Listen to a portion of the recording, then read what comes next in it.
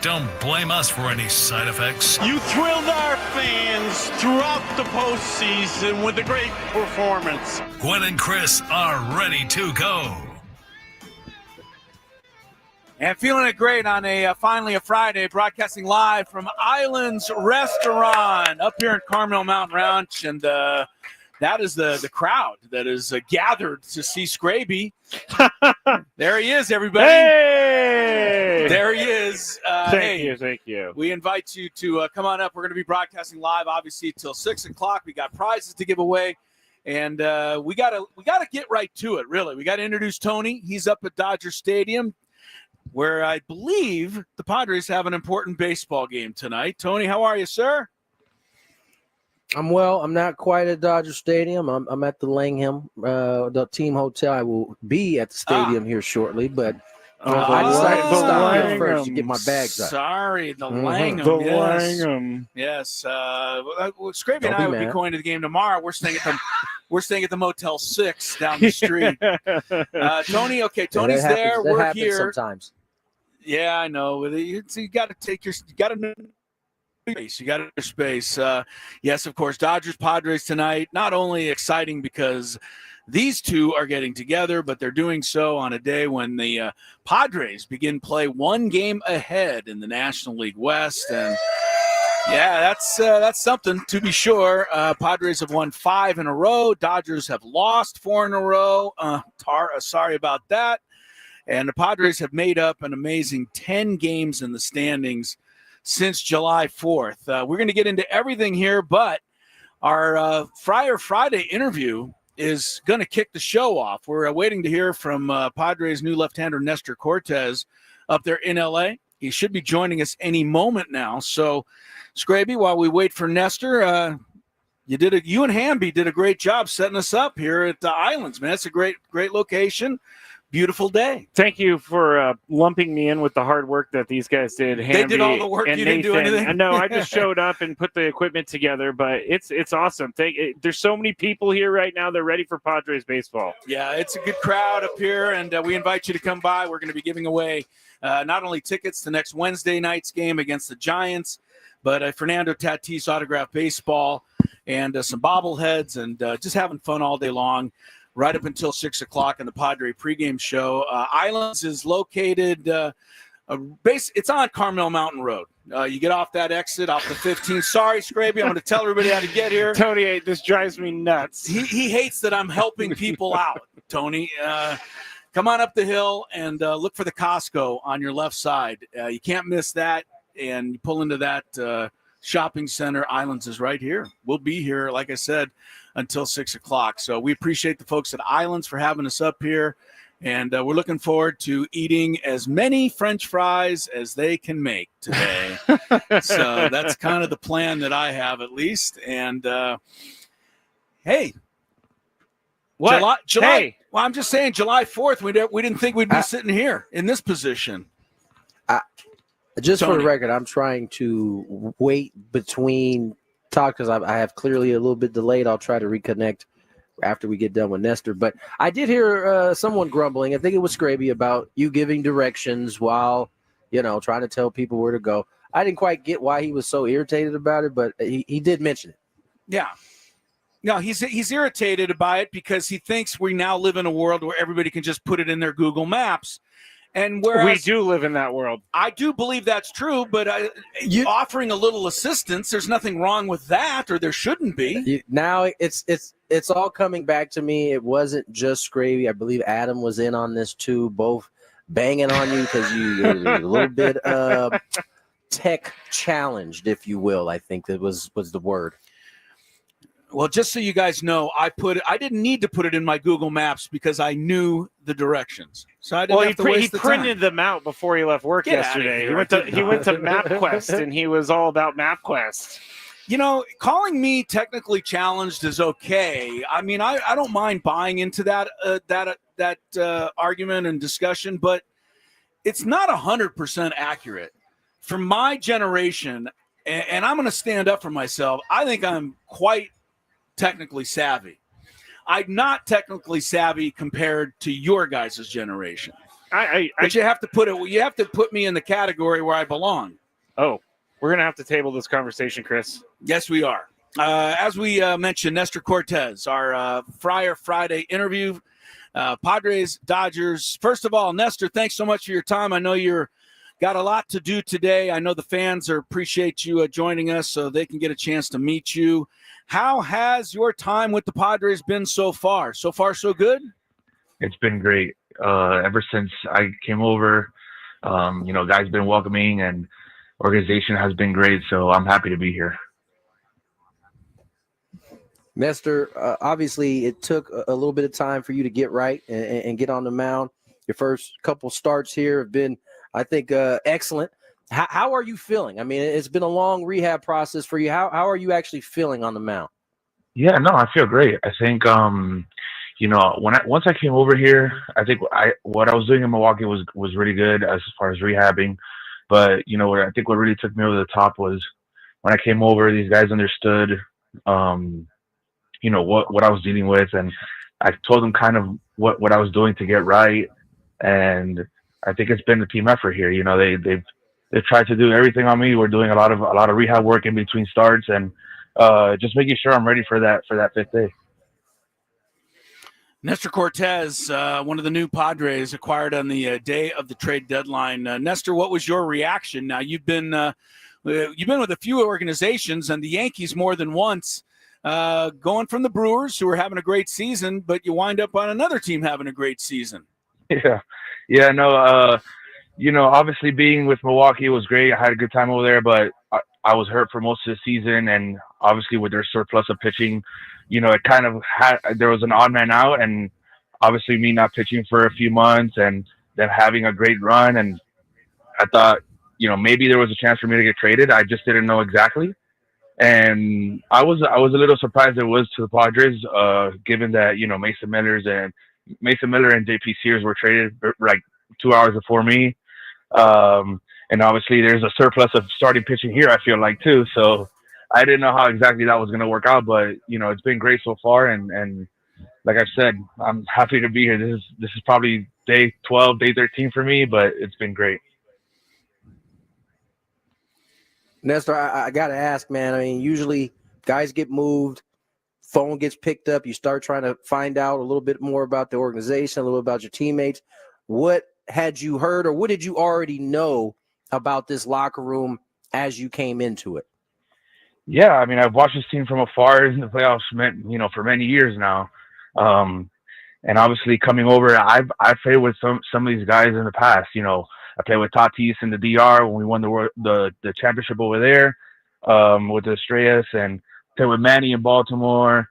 Played with Wandy Peralta in the Yankees. So, I mean, a lot of familiar faces and just peers that obviously were tough outs to get, and coming in here and I saw how the trade deadline was going, and I knew the Padres made a big splash. So when I got here, I was like, okay, I just got to get to the fifth inning here, and the bullpen will take care of this game for me. Nestor Cortez is with us, our Friar Friday interview. Dodgers, Padres getting ready to kick it off this weekend. Nestor, the 2025 has already been a great year for you, your personal life, you and your wife having your first son this year. Talk a little bit about that and how that's changed you and how you've kind of navigated that, getting through a baseball season while you have your first baby. Yeah, it's been a blessing, man. Obviously as a baseball player, as a professional, you don't want to go on the IL. You don't want to get injured. You want to be out there as much as you can. But, it's almost been like right timing for me. I was able to be with my son for a little bit more time. They were able to come up to Milwaukee after 6 weeks. They were able to travel after 6 weeks. So I was with them after the 6 week mark, and we've been together for a long time. Obviously, me rehabbing in Milwaukee, I stayed back. I wasn't traveling with the team. So, like I said, it was tough because I wasn't with the guys and I wasn't there for the guys, but at the same time, I was able to spend time with my son, which obviously you don't get that time back. And, I've seen him grow, and, I used to make fun of my friends because they used to show me pictures of their kids, like, hey, look at my, they're so happy about it. But now that I have my own, it's like, oh man, I fall into the same trap. Now I have a bunch of pictures and I show them I show everybody him. So it's been fun, that. man. It's been a blessing for sure. Well, welcome to the club, new dad. And I guess the next question I have for you, Nestor, is you've obviously pitched in some big time games.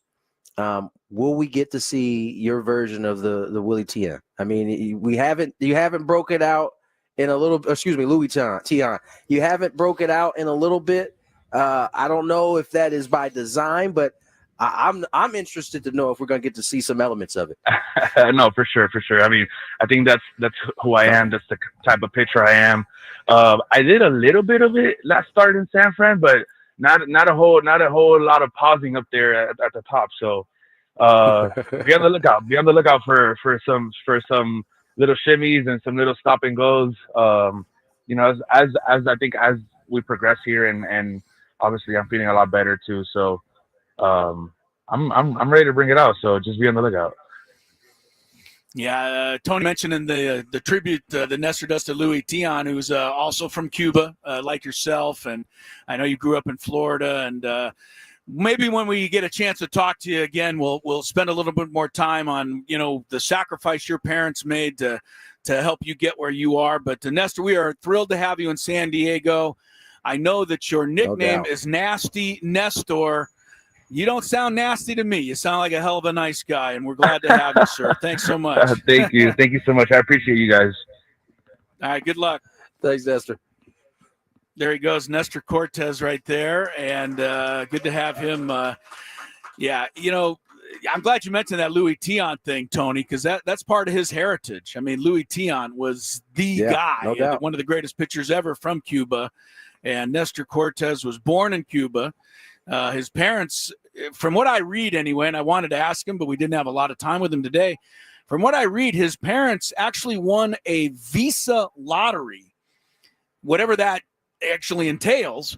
But that's what allowed Nestor's dad to move the family from Cuba to Hialeah, Florida, where he grew up. That's crazy. That is a little crazy. And even crazier than that, again, according to what I read, so I didn't get a chance to ask him, but his father had sacrificed before Nestor was born, had tried to, get out of Cuba and move to Florida and got caught and actually had to spend an entire year in jail. Whoa.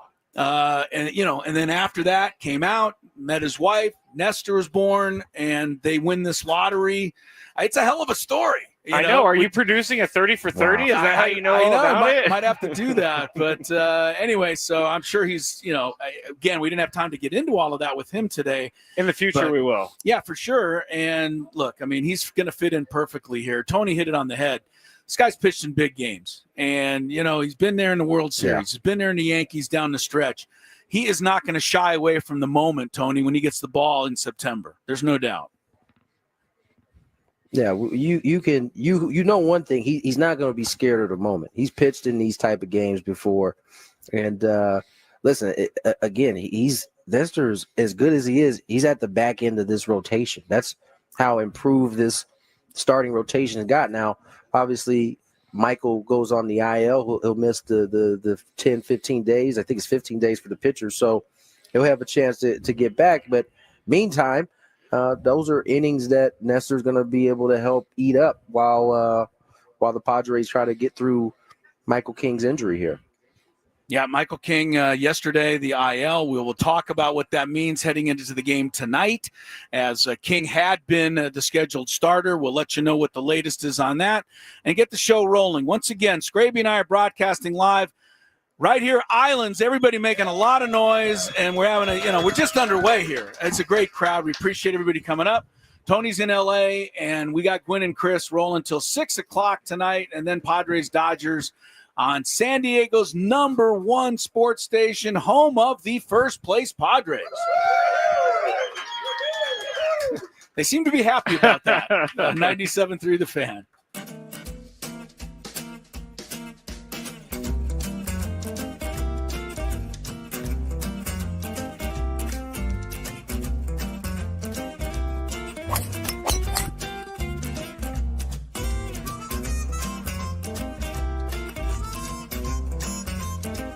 These things, it even tells you, hey, there's a canyon over here, don't hit it here. Skraby from about 45 feet. His caddy tells him to play it a little to the right. He's been playing well so far today. Fourth hole. Nice smooth delivery. Hit it too hard.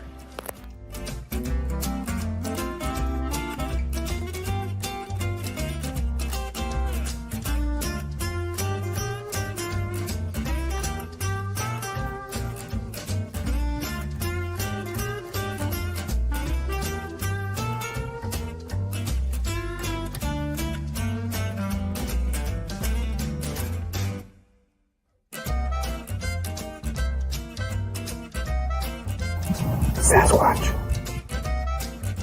So Chris says that he can't play golf, but this is the second birdie putt he's made for us. This time it was like 20 feet. Thank you very much, Greg. But once again, you're hitting some very nice shots as well. I'm not usually complimentary to you, but can't help but be complimentary. Your shot making today. With my what? Your shot making. You hit some.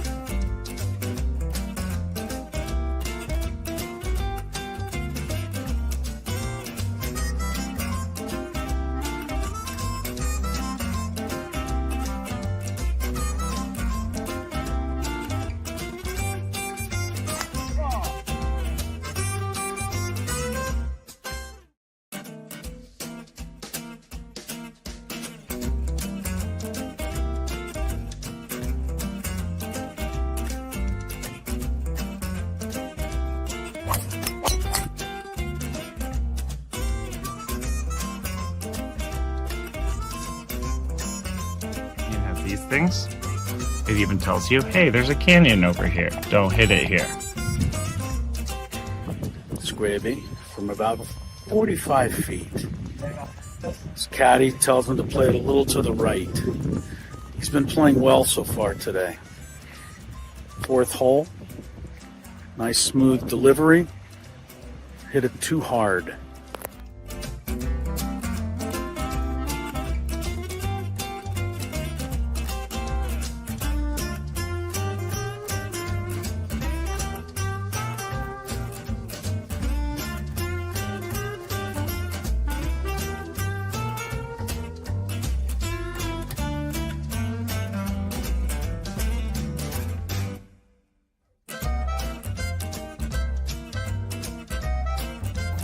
Sasquatch. So Chris says that he can't play golf, but this is the second birdie putt he's made for us. This time it was like 20 feet. Thank you very much, Greg. But once again, you're hitting some very nice shots as well. I'm not usually complimentary to you, but can't help but be complimentary. Your shot making today. With my what? Your shot making. You hit some.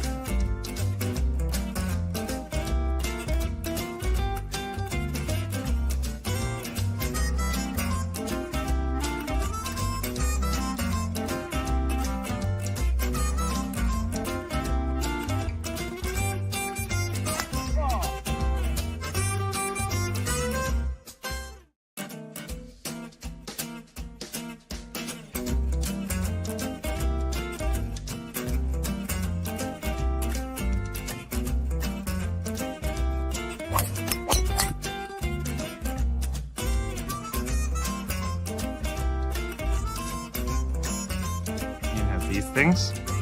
It even tells you, hey, there's a canyon over here. Don't hit it here. Skraby from about 45 feet. His caddy tells him to play it a little to the right. He's been playing well so far today. Fourth hole. Nice smooth delivery. Hit it too hard.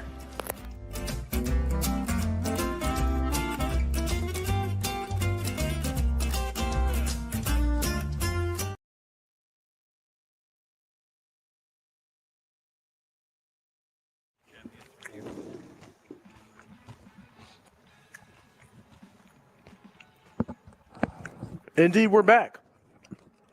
Well, I'm back in my room. Those guys are at Islands down in Carmel Mountain. Tony Gwynn Jr., Chris Ello, Matt Skraby. Just got done talking to Nestor I got to tell you something, Cortez. Tony. You can't do that while he's on delay. I know. Okay, he's on delay. I'm sorry. We'll get that all figured out. Now, I just wanted to say, it's honestly standing room only here to be out hanging with us on the patio. Theater of the Mind makes it sound like there might be tens of thousands of people. There are.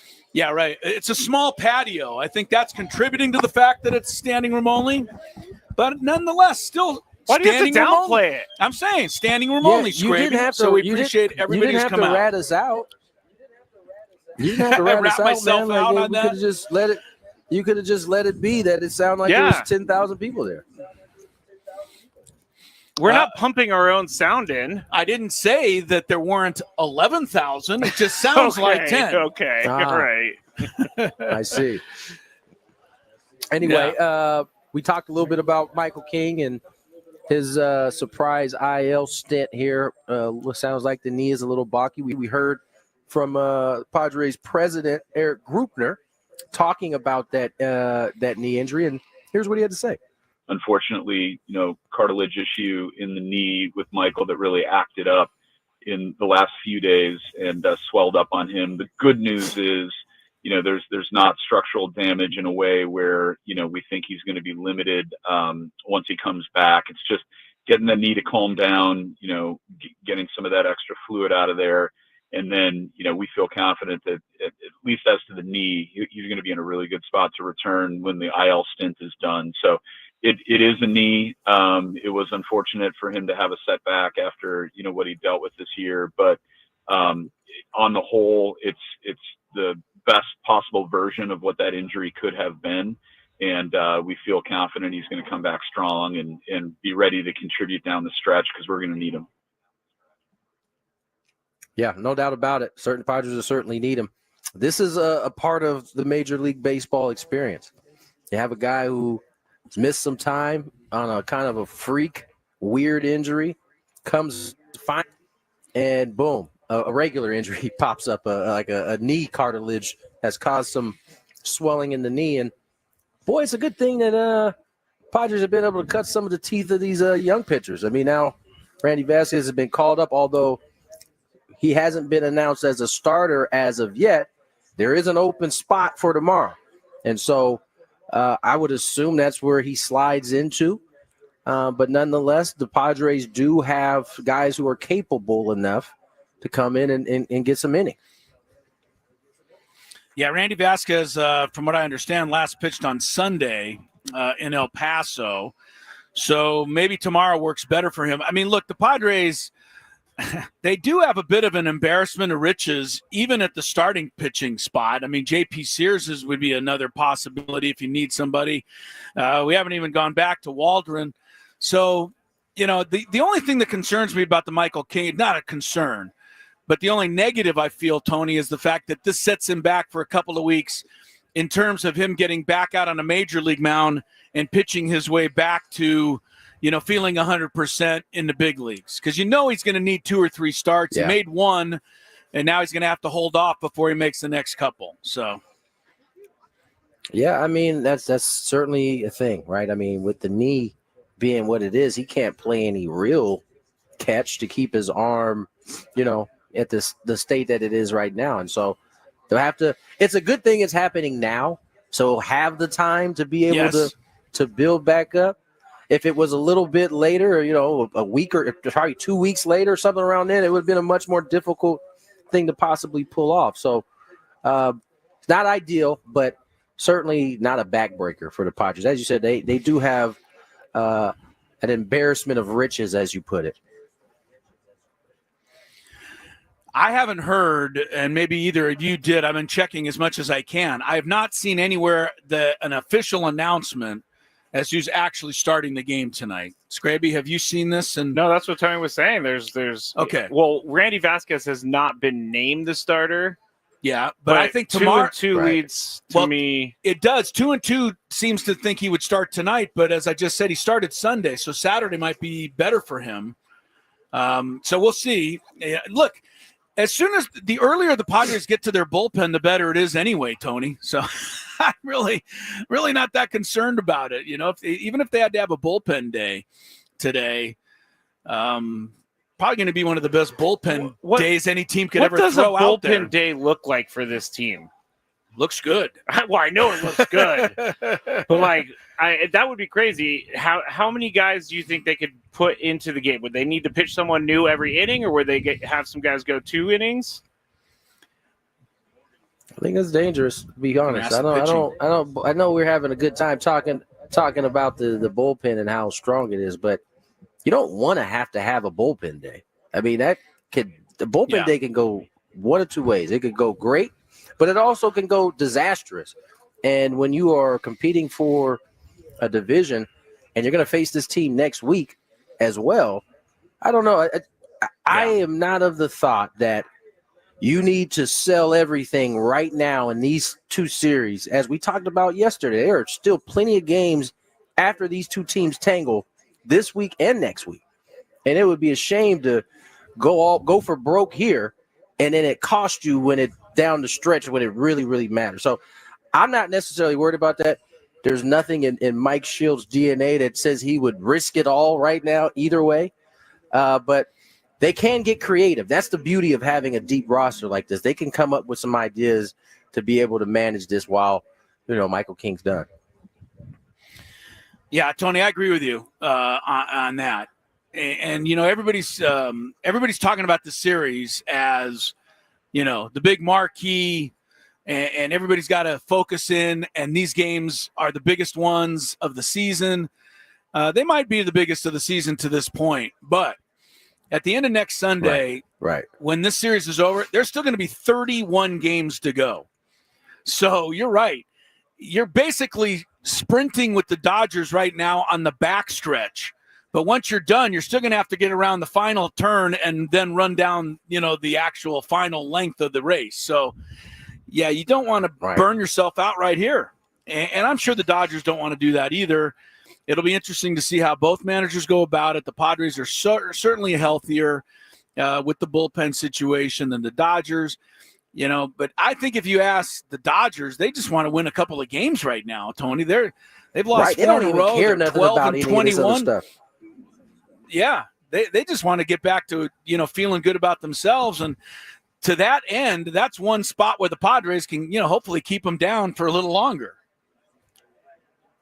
This is one of those type of series, Chris, where one team could come in playing bad, one team could come in playing good, or vice versa. It doesn't matter. It's going to come in, and this could very well get the Dodgers where they need to go in terms of having to raise the level of play because they know they're playing the Padres. Even if they go out and lose 2 or 3, it could still be beneficial to them because they've been playing so poorly. Whereas the Padres right now are probably outside of that, first 17 games, probably playing their best stretch of baseball all season. And so I think the roles were reversed. It felt like at one time during these two, when these two locked up, and the Padres brought their A game. And so I think this is going to be a good series, regardless of how poor or how good the Padres are playing. These 2 teams mix it up.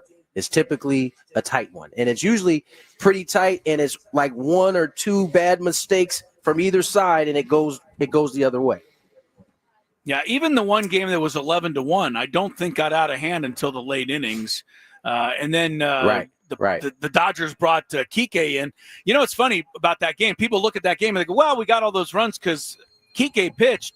Kike actually only gave up 1 run when he came in over 2 innings. The Padres already led 10-1 when he came into that game. So, it's going to be tight. And you're right. The fun thing, look, you can find out a little bit about what you got because for lack of a better term, it's kind of overused, but it's a bit of a playoff style, at least atmosphere, Tony. And I think players kind of like that test at this point of the season. So we're excited. As soon as we find out who the Padres are going to, officially start tonight, you'll be, the first to know. We'll pass it along to you. But in the meantime, Tony, I wish you were here. That's all I can say, man. It's really it's a great atmosphere. There's so many people here. I love it. We're going to go say hi to everybody. Thanks again for coming out, everybody. You guys both know how I feel about that place, Islands. It is a Gwynn staple. So I wish I could be there too, although I'd rather be here doing this game. But nonetheless, Should be a lot of fun the rest of the day. All right, let's get to break. On the other side, we played you a little snippet of Eric Grupner. We'll play you some of the rest of that. Also, Michigan Wolverines back in the bad news highlights.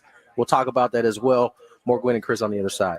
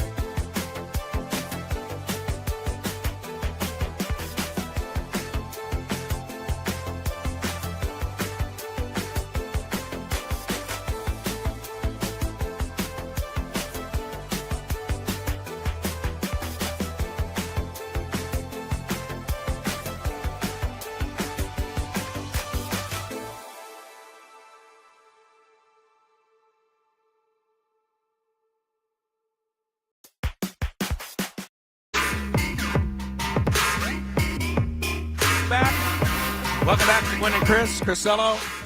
Tony Gwynn Jr. is in Los Angeles with the Padres, and he and the ball club will be heading over to Dodger Stadium in just a little bit, but we got Tony up there, and we got Skraby alongside, and we're broadcasting live from Islands Restaurant here in Carmel Mountain Ranch, and we invite you up. We're going to be here until 6 o'clock today.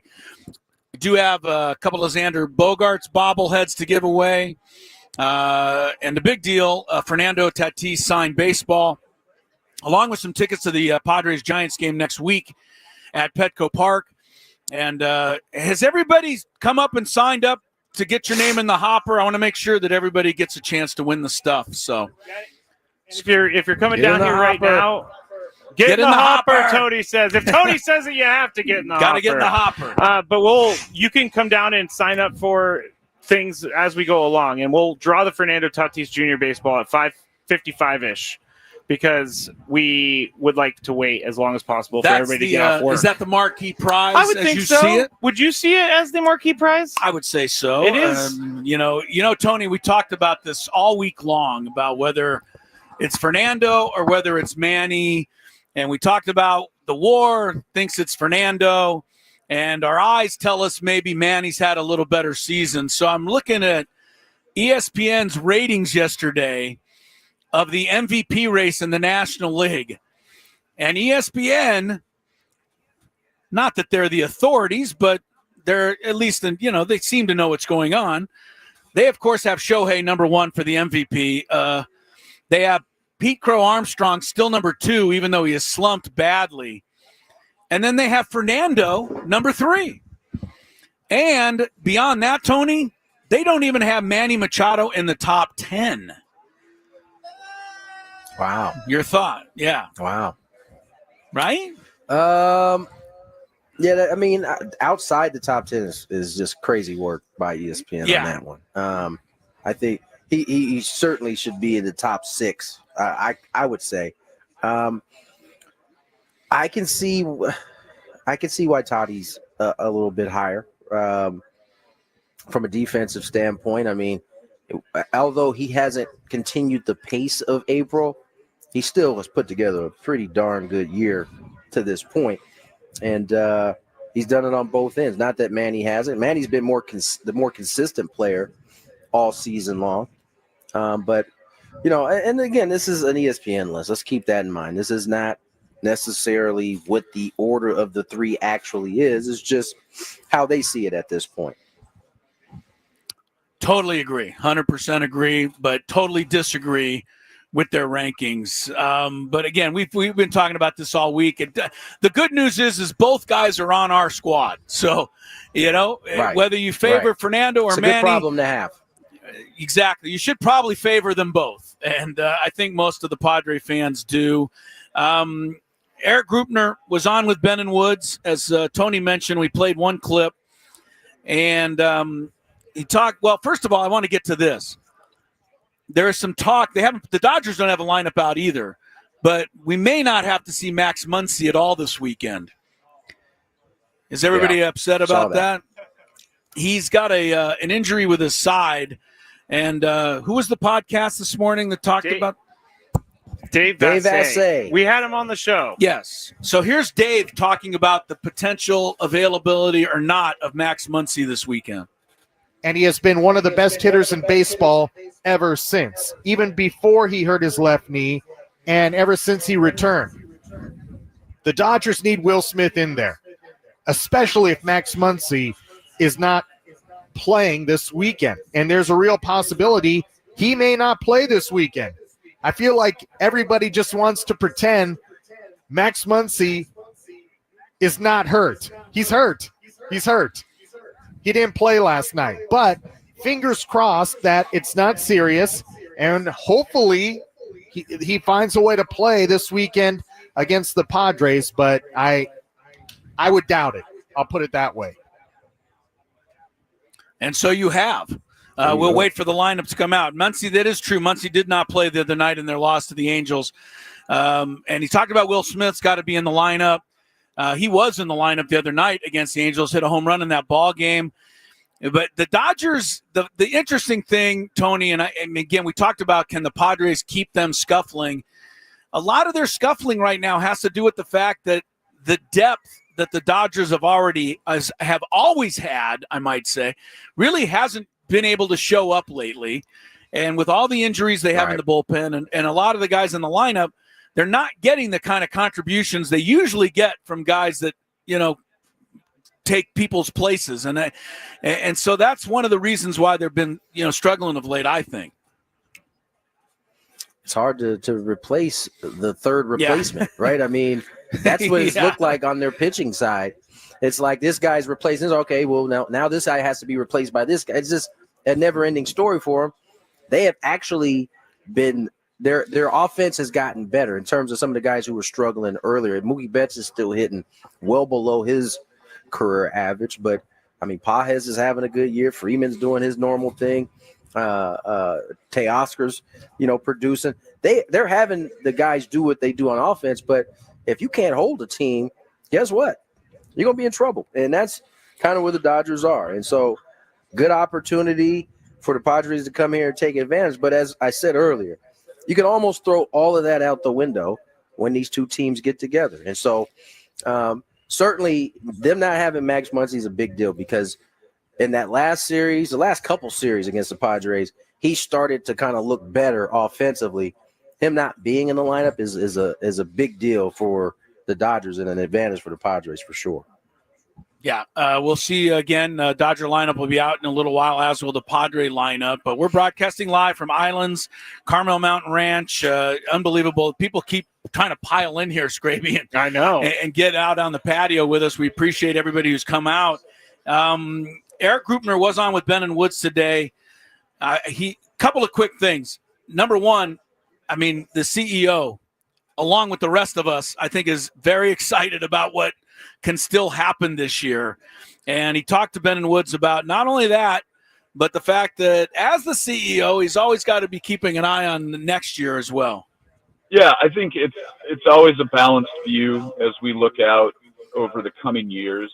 And really, and I said this, and I know you played a little bit of a clip a moment ago from spring training, but nothing's changed. We are pursuing a strategy over an extended period of years where our plan is to consistently play playoff and hopefully championship caliber baseball. This isn't a one and done approach. It never has been. It's about building something sustainable for the long term around a talented core of veteran players that we've committed to and locked up for the long term, and then continually adding pieces around that core that in the aggregate can produce a championship for San Diego. That's what we're here to do. That's what we're going to continue to do for years to come. And it's just really, I think, edifying to be at this point in the season. AJ had an outstanding trade deadline, and we feel really good about the reinforcements that we brought in, the way we've rounded out the roster. We feel like with 41 to go and a postseason after that, we've got as good of an opportunity this season as we've had in the last 15 years, as you mentioned, to go win a World Series championship. And now we got to stay healthy. We'll continue to get our support that we get from our fans, which is just unbelievable at Petco Park. And they're the unsung heroes. I mean, that our fan base is what has allowed us to consistently pursue a championship in this market. But for their consistent support, we couldn't be at the payroll level that we've been at, that we continue to be at, top 10 payroll in baseball, which gives us a legitimate shot year in and year out to win a championship. So all thanks to our fans, and we're incredibly grateful for them. We're going to need them down the stretch more than ever. We're going to need them at Petco Park, especially with these key division games against the Dodgers and the Giants coming up. We need them in their seats, bringing that energy that our team feeds off of. And I know they're going to do that. We can count on them, and we're just incredibly grateful. Eric Grupner is not – he's speaking the truth here about the fan base. And the thing that he talked about there, and we've mentioned it also, Tony, the Padres, as he said, are top 10 in payroll. They are not top 10 in market size. So the only way that they can be top 10 in payroll is to be what they are, which is number 2 in average attendance in all of baseball. Thank you. Thanks, guys. Appreciate it. That was for the attendance. I thought it was for me. But the only team that's Tony says no. Yeah, right. The only team that has a higher average attendance is the Dodgers, but they have a lot bigger stadium. They hold 56,000 up there. We hold about 40,000. That's cheating on their part. No, it's all right. That's what they got. Yeah, they don't sell it out. And they show up late. Then they do. They get out of there early. All right, Tony's getting out of here. He's got to go call the game. Tony, appreciate you, man. Let's hear it for Tony Gwynn Jr. out there. Hold it down for me, everybody. They will. No, I'm kidding. They will. They will. Thank you, Tony. All right, See you Tony, soon. we'll talk to you, guys take care. Monday. Yes, Tony will be back in town, of course, Monday when the Padres return home Monday to host the San Francisco Giants. I do want to talk about what Tony touched on, the NCAA's decision to basically slap the University of Michigan on the hand and congratulate them for their championship 2 years ago. We'll get into that, though, in the 3 o'clock hour, Skraby. We'll have a little more time for it. I did want to talk about the Dodger Padres getting together for the second time this year. And looking back at Is it the second or third time? Well, second group of games. Oh, gotcha. Yeah, okay. I mean, because they have played back-to-back. Right. They both played. times. Yeah, right. They played 2 quick series earlier. Now they're playing these 2. The Dodgers did win 5 of the 7. So let's revisit it and give you what happened. But a couple of things about that series. I looked it up today. First, the Padres outscored the Dodgers in the series. Now, a lot of it was that 11-1 game. Yes. But, that's who the Dodgers had. I mean, they lost 11-1. Padres put it on them. Yes, they did. The batting average for the 2 teams in the 7 games, Padres hit 255, Dodgers hit 256. On base, Padres 335, Dodgers 336. Even the slugging was pretty close, 387 to 405. Both teams had 20 extra base hits in the 7 games. Dodgers hit a couple of more home runs. As far as the pitching was concerned, Padres 4.70 ERA, which is a little high for the Padres, frankly, that is. in those 7 games. Dodgers was 4.57, almost the same. And the bullpens, the Padre bullpen did not fare well. And this is the point that you need to make heading into this weekend and next weekend. The Padre bullpen has to be all that. They just do. And they've been all that all season. But the 7 games against the Dodgers earlier this year, 24-plus innings, 15 runs. That's a 5.47 ERA. That's why they lost 5 of the 7 games to the Dodgers. And, that's the big advantage they have. So when you got an advantage, you got to bring it, and it's got to show up. What I remember leaving those 2 series is something stuck in my head that you said all season long, and they just have a better lineup than the Padres do. They had a deeper lineup, they had a longer lineup, and it was apparent. You could feel it back then, but that's not the case anymore. So that has completely changed everything in my mind about this series. It's going to look different. It's going to feel different. Yeah, when you go back to the first round of games, the Dodgers had Pages. They had Edman batting 9th. Yeah. I think Muncy was down in the 7th spot because he had been struggling a little. The Padres had automatic outs. I frankly. mean, it's hard. I don't like saying it like that, but that's what it was. Yeah, and so that will not be the case this weekend or next weekend for sure. Kershaw will start tonight. Let me look at my phone, see if it's... We still haven't seen anything as far as official on who the Padres are going to start tonight. I think we all need to know because we just want to know. Yeah. But it really doesn't matter to me. Honestly, the Padres are better once they get into the bullpen anyway. So, the sooner the better there. We'll see if it's Vasquez. We'll see if it's somebody else. Have they actually, Adam, maybe you know this a little bit better than I do, but have they actually made the transaction yet to put Randy Vasquez on the roster? Because usually they wait until they have made that transaction. So my theory is dead before it gets started. I was going to say, that usually they wait until they make the transaction, they put him on the roster, and then they name the starter. But if he's already been put on the roster, then why haven't they named the starter yet? I think that they know exactly who's going to start the game tonight. I agree with you. I think they knew who was going to start the game. I agree with you. Last night. I just don't think they feel like telling the Dodgers. But remember when you were mad at Dave Roberts for the bullpen game, not telling anybody, not letting anybody know about their pitching situation? Got to fight fire with fire. Okay, I'm fine with that.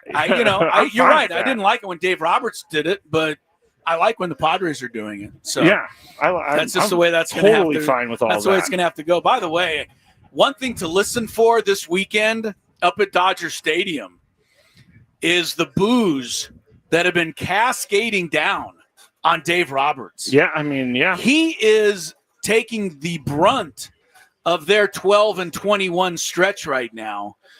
And that's what I said yesterday, and I've said it before.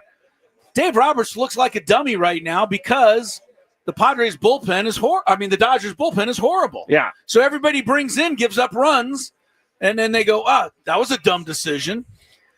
You're only as good as your bullpen can be. And your team. And right now the Dodgers are hurting. And that's why I say the Padres have to go in there. It's a little bit of a football cliche, but you got to kind of got to sense a little blood in the water this weekend. You do. And try to take them down and try to keep them down. And that's, going to be the big challenge. You could potentially leave this weekend with a 4-game lead in the division. Yeah. Potentially leave this weekend with a 4-game lead, Chris. Yeah, let me just put it another way. Even if you only win 1, you're still even heading back home for the 7 games next week. I want the sweep, though. I know you do. But 2 of 3 is good, too. We've been talking about this. These games seem like they mean everything. They kind of don't. They're because of the way Major League Baseball did the schedule. There are going to be 31 games played after this thing is over. So, let's have some fun this weekend. Let's have some fun next weekend. See where it all, shakes out. Yes, it's Players Weekend, Chris. Oh, is it this weekend? Yes, so I have some of the players' nicknames. Is this the weekend where guys wear jerseys that say... Jeff Hamby said. It's Players Weekend. Okay. Here's some of the nicknames. You know what Manny Machado's is? El Ministro. Then you got Rhino Hearn, which is Bro Hearn. I haven't heard that before. Okay. Bryce Johnson is Beige. Jackson Merrill's Action Jackson. Fernando El Nino. Is this what's going to be on the back of their unis? I don't know. We don't know. I don't know. I thought they were going to stop that, but Freddie Fermin, the Ferminator. Adam thinks it's on their jerseys. Luis Arraez, La Regadera.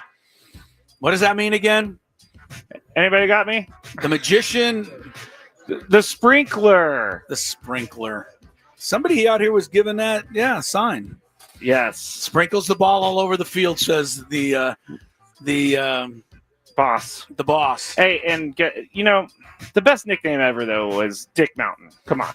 Yeah, well, let's not bring him back this weekend. No, as much as I love the nickname, we'll save him for another time. First hour is in the books. Thanks again for everybody being here. Standing room only. I wish everybody could find a place to sit. I know. But look, we'll get some French fries spread around and keep everybody happy. Gwynn and Chris until 6 tonight on 97.3 The Fan.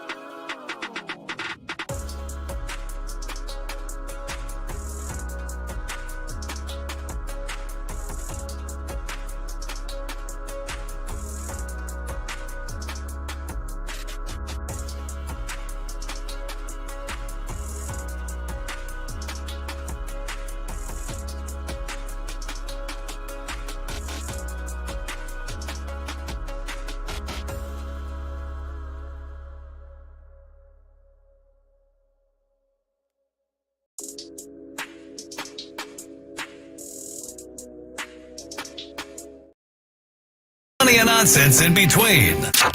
Oh, look! Here comes our fearless producer! Gwynn and Chris starts right now on 97.3 The Fan. Heading into hour number 2 of Gwynn and Chris broadcasting live today from Islands Restaurant, Carmel Mountain Ranch, right up here off the 15 freeway. Sorry that I'm not allowed to give you directions and help you get here. Skraby doesn't want me to help any of you out there. Find your way here by yourself. That is Skraby's mantra. You have your own Google Maps app. Figure it out. There you go. Right, Skrabe? Yeah. Yep. Figure it out. You know what? It's survival of the fittest, okay? We're at Islands Restaurant, Carmel Mountain Ranch. The rest is up to you. Such a nice guy. We have a couple of things to give away, and we'll do that. All the folks here have been getting their name in the hopper, and we'll give away some bobblehead dolls. Fernando Tatis, autographed baseball a little later.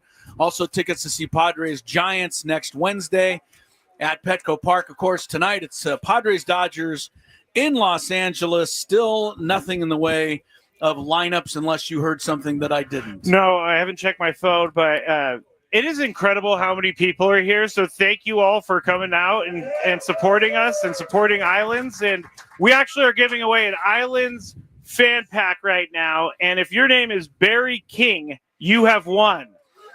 Right there. He's right there. All right. Good start to the day more for you, prizes Barry. to go around. And put Barry's name back in there so he can win more stuff. I don't know if that counts. What do you mean? I'll put it. Okay, Put it fine. back All in right, there. All right. Chris is making up rules as we go. Darn right, I'm making up rules as I go here. I want to thank my mother-in-law, Carrie, came by. Yes. My wife, Lori, did she leave already? She's already done. She was like here and gone. But, yeah, got a little family support up here, and we got everybody out here feels like family. So we appreciate it. Padres will begin play today, Skrabe. Yep. 1 game up in the National League West. That has happened because the Padres have gone 23-12, while the Dodgers have gone 12-21. And that is a 10-game change in the standings. And that has taken the Padres from 9 back to 1 up heading into the game. The last time the Padres were 1 game up at this point in the season, 2010. So 2000, yeah. We got to enjoy it while we can, and I have a feeling we're going to get to enjoy it for a while longer. Adam Klug is back in the studio today, enjoying the cool breeze of the Odyssey Palace, and he will get us ready for a round today of the Daily Gambit. Do you like money? I think about money a lot. Do you like money without doing anything? Winning. Do you want to make money while watching sports? I think Washington is immortal luck. Washington! Woohoo! If you answered yes, this is your segment. Just don't blame us when you lose. Nothing is ever your fault. It's your game. Take it. Gwynn and Chris go through the top bets of the day in The Daily Gambit on 97.3 The Fan.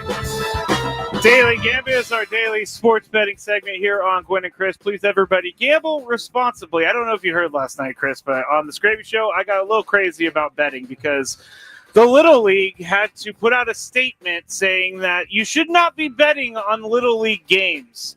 And I think that is kind of ridiculous that you even have to put out the statement. But they did, and people are still betting on Little League games. What do you expect? I mean, people bet on preseason football. That's not even a game.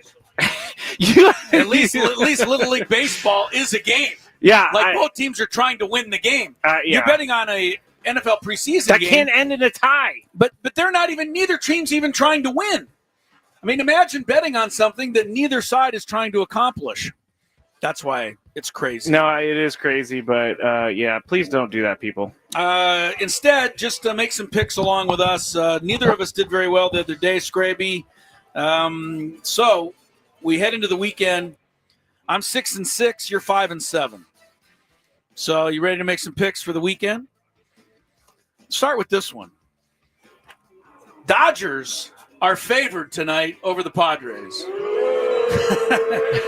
by a 1.5.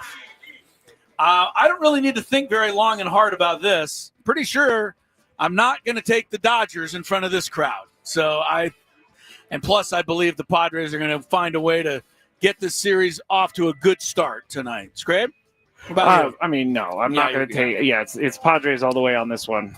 9 runs over under tonight. 9 runs over under. That is a tough one. Yeah, that is You go tough. first. It's hard because you don't know who the Padres starter is going to be. But, we'll see. I think Padres have been scoring runs of late.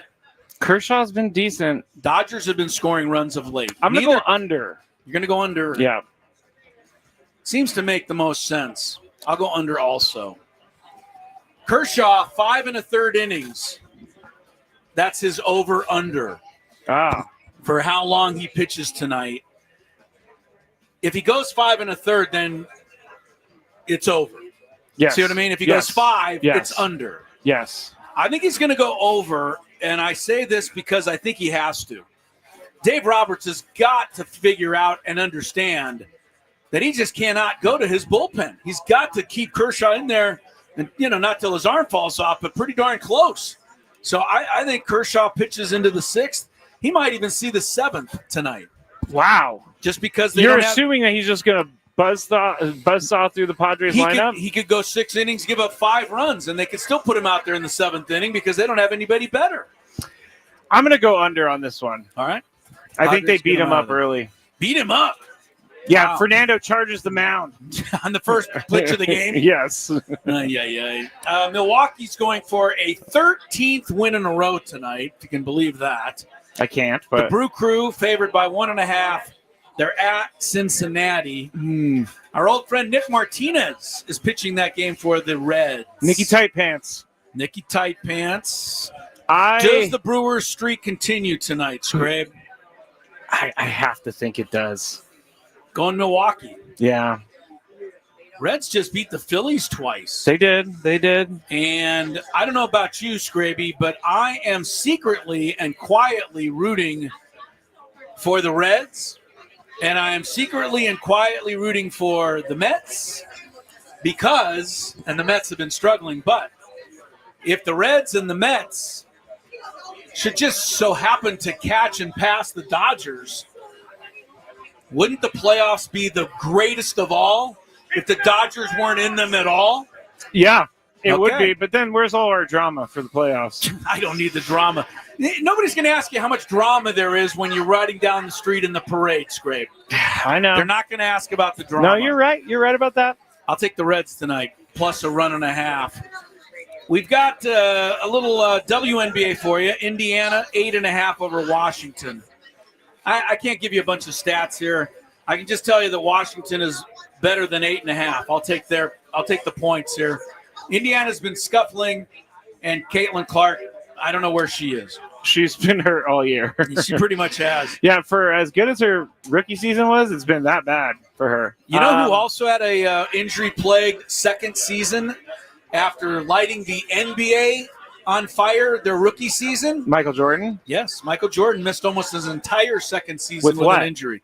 I think it was either an Achilles or, something like that. Oh. Missed almost the whole season. Did not know that. Yeah. I will go with the team that is not the Fever. You go with Washington. Yes. Tonight, LA Sparks are at Dallas. Who scores more? Two of our favorite players, Kelsey Plum or Paige Beckers. I'm going to keep going with Paige Beckers until she proves me wrong. Paige Beckers has done it this year. Kelsey Plum, because we're in North County and that's where this is kind of her stumbling grounds, I'll take Kelsey tonight. And then tomorrow, yes, for our soccer fans out there, the Premier League starts. Oh. Actually, it started today. Liverpool played this morning. Who won? I didn't see. Okay. I'm not that into the Premier League. The fact that I even knew they had a game, I think you've got to give me some sort of credit. Tomorrow, though, it'll be Chelsea and Crystal Palace over under 3 goals. I'm becoming more of a soccer fan, so I'm going to say over. I'd say they'll have some fun in the season opening game. Over 3. You're going to say over 3. Yeah, 3 would be I'm going to go under. Push. I'm going to go under. Okay.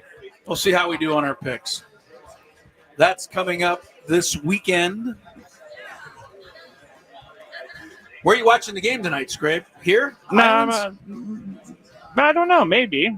I haven't really thought about that, to be honest. I would ask you, but I know it's going to be at 1 a.m. on the DVR. So. Yep. Yep. It may not be 1 a.m. I'm interested enough in the game tonight to probably not wait that long. Yeah. But, I'll be away from the phone. The Dodger lineup is out. Okay. As we thought, Max Muncy is not in it. All right. Advantage Padres, at least, to a certain extent. Tommy Edman's been hurt. He's not in there either. Michael Conforto, who hasn't got a hit all season, is in there. So they're 7-8-9, the Dodgers tonight. Looks a little similar to what the Padres 7-8-9 was the first time they played. I like that. So we'll see if that matters. Here's the Dodger lineup. Ohtani, of course. Betts. Will Smith is hitting third with Freddie Freeman fourth. Teoscar Hernandez, Andy Pajes. And then Conforto, Freeland, who's kind of the young guy that has come up to replace Muncy, and Miguel Rojas is at second base. All right. Not as intimidating as what the Dodgers would normally have. Not as intimidating at all. But I think it's interesting that Dave Roberts has put a lineup out, but we supposedly don't even know who the Padres starting pitcher is yet. I have a feeling everybody knows. Everybody but us. knows. Everybody knows, Chris. This is the games that we have to deal with. Exactly. On the other side, I want to tell you about, because Chris, and everybody here can answer too, but no one likes the bad trade fantasy player, right? Where they offer bad trades to all the time. Chris hates that person. I do. Chris actually takes it personally, and I do too sometimes. We have found out who the Padres clubhouse bad trade guy is, and we can talk about it on the other side. That and the slap on the wrist for the University of Michigan when Gwynn and Chris continues after a check of traffic.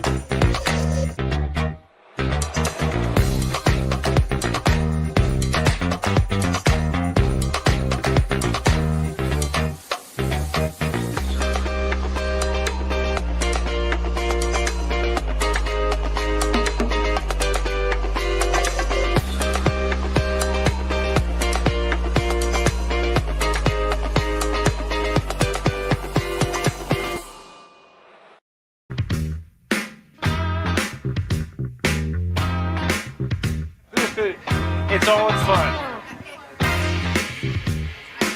Okay. Welcome back to Islands Restaurant. Carmel Mountain Ranch. Yes. Gwynn and Chris. Are you going to reveal what just happened? I didn't hear what she said, honestly. My wife was talking to Skraby off the air. That's always dangerous. As George Costanza used to say on Seinfeld, worlds are colliding. Yes. Right? Worlds are colliding. You get the work world and you get the personal world colliding here. What happened? Well, yesterday, or no, was it yesterday or the day before? It doesn't matter. I tweeted, when you were tweeting Mike Schilt's records out, Right. I made a comment on that tweet saying, knowing how Chris tweets, this took him 20 minutes to tweet this, which actually got a couple of angry responses at me, which is strange. But you said that your wife, Lori, was not a fan of that response, so I apologize. She was offended. And then she told me, don't worry, I already know it takes him 20 minutes to send that tweet. So there we go. She's on my side, everybody. And that wouldn't be the first time that she's on your side and not on my side. Turn that up, Hamby. I don't think the folks can hear. We had to turn it down during the break. Yeah, turn that back up. Anyway, we're no wonder no one heard me say. Yeah, it's a very funny line that you just gave. And, nobody got a chance to hear it. Anyway, we are going to be here till 6:00, and we're going to give away some stuff. We gave away an Islands package of fun stuff. We did. You want to do a bobblehead doll? Let's do a bobblehead doll. Do a Xander Bogaerts bobblehead. Can we all give it up for Xander Bogaerts right now? Come on. Xander Bogaerts has been awesome the last 3 months. He's been one of the best players in baseball, period, for 3 months. He has. And that's not a joke. It isn't. Statistically, analytically, however you want to look at it. By the way, Skraby, now that we pointed this out, have you seen him spit on his hand every time now when he comes to the plate? I did notice this now. Okay, good. I did notice this now. Has everybody else noticed this? Skraby never saw it. We told him about it, and he's like, what? Yeah, I did. I'm like, have you not been watching the games for 3 years? Zero idea that he did that. I'm not paying attention in between pitches for some reason. Well, you should be. I'm getting psyched up for the next pitch, Chris. Okay. Here we go to win a Xander Bogaerts bobblehead doll. And by the way, his hand is clean. I promise that this was not planned. Same winner? No. Gina, who just came up and said that she is in the area, signed up and won. So where'd Gina come go? on back up. Where'd Gina go? That's the way it goes sometimes. Gina. Oh, we just got our starter, Chris. All right. Yes, we did hear from Adam Klug that the Padres are indeed going to be going with a bullpen day or night. It is going to be the lefty, the crafty lefty, Wandy Peralta, who starts the game tonight for the Padres. So interesting. There you have that. That's very interesting. Now they can still do a few different things here. They can either, go with Peralta and then in the second or third inning start bringing in, reliever after reliever. Or they could start Peralta as an opener. Yeah. And then bring Vasquez in second, third, fourth, and fifth, something like that. They could try that. Are they going? We've seen a lot of teams do that. Okay, are they going Wandy because then it's lefty out of the gate on Ohtani? Maybe. Yeah. But, because the other question I have is, and Freddie Freeman, the question I have when I think about Vasquez coming in the second inning, why not just start him? Because maybe they want a lefty against Ohtani in the first inning. Okay. I don't know. Look, why? I'm not disagreeing I need to with calm you. down a little bit, but Mike Schiltz seems like he's really scared to have Vasquez face Ohtani for whatever reason. I mean, I know the reason, but you still got to face him at some point. The last time Vasquez started against the Dodgers, Ohtani came up in the fifth inning, and that was the end of Vasquez, right? Yeah. And I think Peralta's the guy who came in and got him out. So that is what could happen tonight. We'll see. We also have a lineup, Chris. Everything is coming together. All right, give me the Padre line. Wait, we need the sounder. I don't know if Adam knows. Yeah, he knows. Oh, he does. Oh, yeah, Adam's on top of this stuff. Okay. All right. See? Told you. Leading off for the San Diego Padres, Fernando Tatis Jr. playing right field. Luis Ariz playing first base, batting second. Manny Machado playing third base, batting third. Xander Bogaerts cleaning up today at the shortstop position. Jackson Merrill center field, batting left. Luis Laureano, who's that? Ramon Laureano is in left field, and he's batting sixth. Iglesias DHing, batting seventh. Cronenworth playing second base, batting 8th, and Freddie Fermin catching for Wandy Peralta. All right, so that's the same lineup that they used against the Giants and their left-handed pitching earlier this week. And it worked. No Ryan O'Hearn, no Gavin Sheets. Or Brohern. But they'll be coming in. By the way, since we have a live audience here, you can be honest with me. I can take it. It won't hurt my feelings too much, maybe a little. The nickname Top Ramon. Anyone? We got one hand, two hands. Two guys. Two hands. Two people like Top Ramon. Everyone else hates and that nickname. There's a lot of grumbling out there. There's a lot of grumbling Ramon. about Top Ramon. You know what? I've come to like Top Ramon. If he hits a 3-run homer tonight, you're all going to celebrate it. I guarantee you, Top people. Ramon. Yeah, okay, if he hits a home run tonight, everybody has to start screaming Top Ramon at the game. At the top of their lungs. We gotta take her over there at the top of their lungs.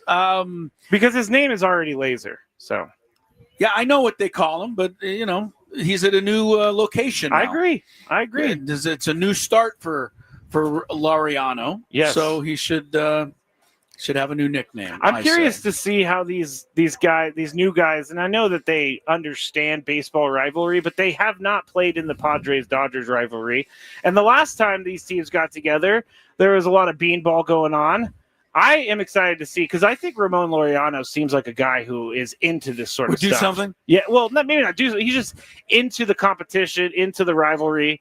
Mason Miller said last week that he understands. It was made very clear to him that you're not supposed to like the Dodgers.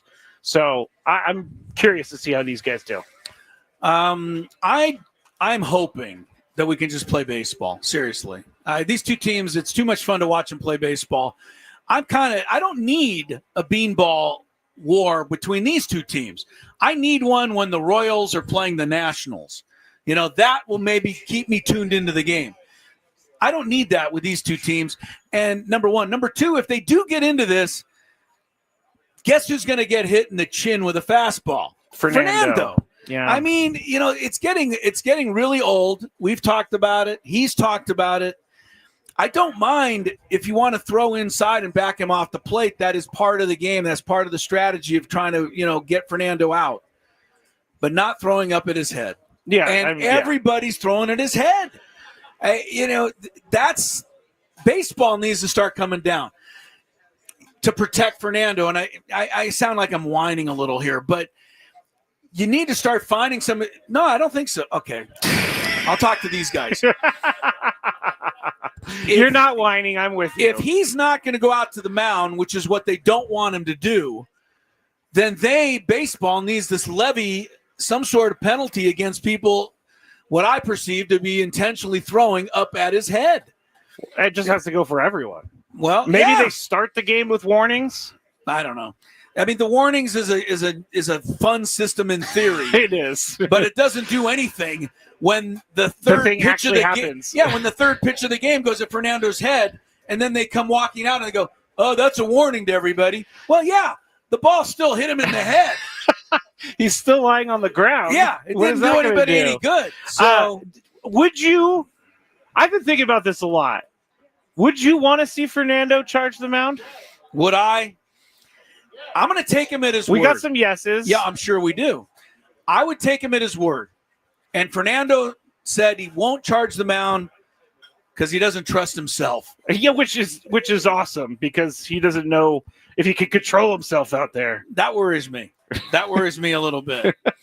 We'll see. Hopefully that we don't get into that tonight. By the way, the Padres are better off letting the sleeping dog lie at this point. And right now, like I said, Dodgers are trying to find their way out of a slump. Let them find their own way out of the slump. We don't need to help them by brushing any batters back this weekend, I say. I really want to complain about this Michigan thing, but we'll get to it. We haven't had a chance to get to it. I also didn't get to tell anybody about the bad trade Padre, which we will get to, but the lineup and the starter was just a little bit more important. We also we gave away the Xander bobblehead though. To Gina. Gina did come up and win the prize. She did. Let's hear for Gina, everybody. I know it's begrudgingly that you're cheering her on, but if you win later, you want everybody to cheer you. So we'll hope that you're next. More Gwynn and Chris coming up from Islands Restaurant, Carmel Mountain Ranch on 97.3 The Fan.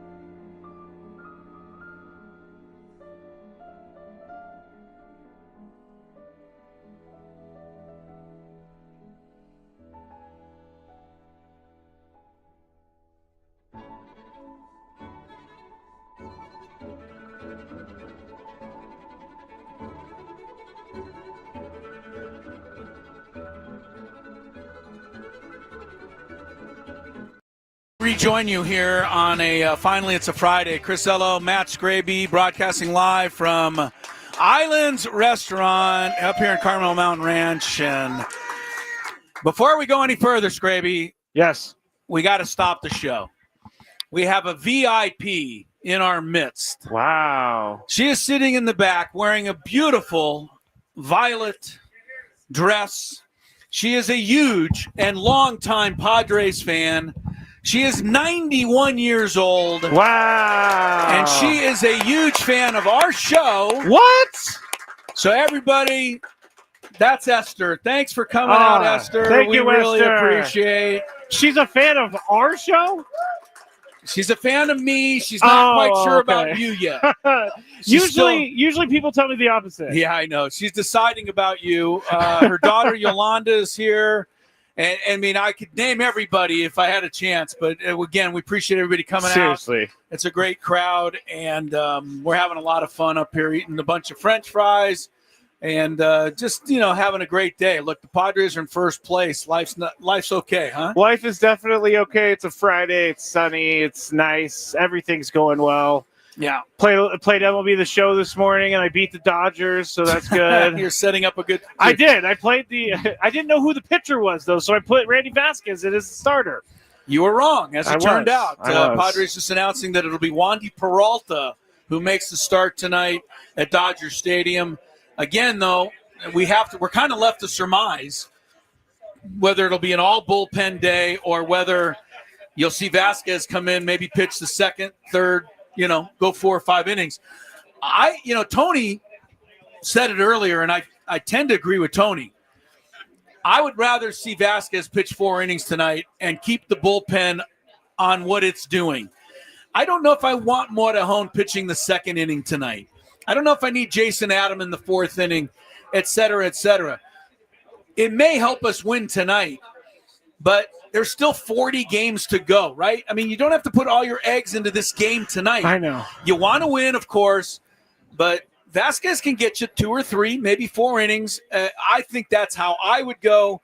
Of course, neither Mike Schilt nor Ruben Niebla has consulted with me. Well, so. Adam texted me in the break, and he said actually Freddie Freeman is batting 4th today, so Wandy Peralta wouldn't face him if he went 1, 2, 3. That's right. So maybe that's an anti-lefty Dodgers might have done that on purpose to get Will Smith at least 1 at bat against a left-handed pitcher. Yeah, because Will Smith will bat 3rd. Look, it's pretty clear the wheels are turning here for both managers, and they haven't even started the game yet. So, well, this is a lot of fun. This is what it's about. I mean, you play all season to get games like this. You don't shy away from these. These are what you want. If we're looking at it seriously, like the Dodgers have a ton of pressure on them. Even though they won the World Series last year, they came into the year the team that no one could beat. 110 wins was no big deal, and they're struggling. They're struggling. What's up with the pitchers in the Dodger system too? There seems like there's always so many arm injuries with them. Like they just have pitchers. They have an all-star cast on the IL. By the way, you mentioned the Dodgers and everybody saying they're going to win 110 games this year. You're not. You're speaking the truth. So you understand what the Dodgers need to do now to win 110 games? Win out plus some? They can't lose again. They already have 52 losses. Yeah. So they have to win every game to go 110 and 52. That's not happening. That's not happening. That's not happening. All right, let's check a little traffic for those folks out and about on this Friday. And if there is some traffic, veer off and pull over to the side, look up your Google Maps, and come to Islands out here in Carmel Mountain Ranch. But right now, we'll check everything else. From the 855 Get Ross Traffic Center, protecting San Diego after accidents or injury, here's Kelly Danick.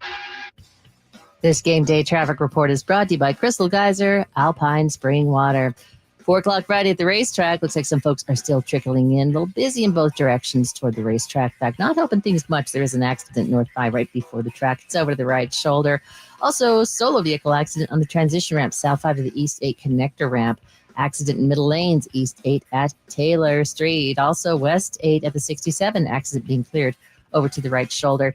Heading out of the South Bay, stall vehicle, North 805 before Telegraph Canyon. It's over the right shoulder. Looks like there's another vehicle pulled over to assist.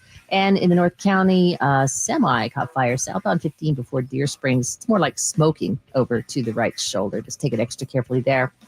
What makes Crystal Geyser Alpine Spring Water different? They always bottle their Alpine Spring Water less than 1.5 miles from the spring source. And all of their bottles are made with 50% recycled plastic from their own recycling plants. Crystal Geyser, bottled at the spring source. I'm Kelly Danick with Gwynn and Chris, San Diego's #1 sports station, 97.3 The Fan.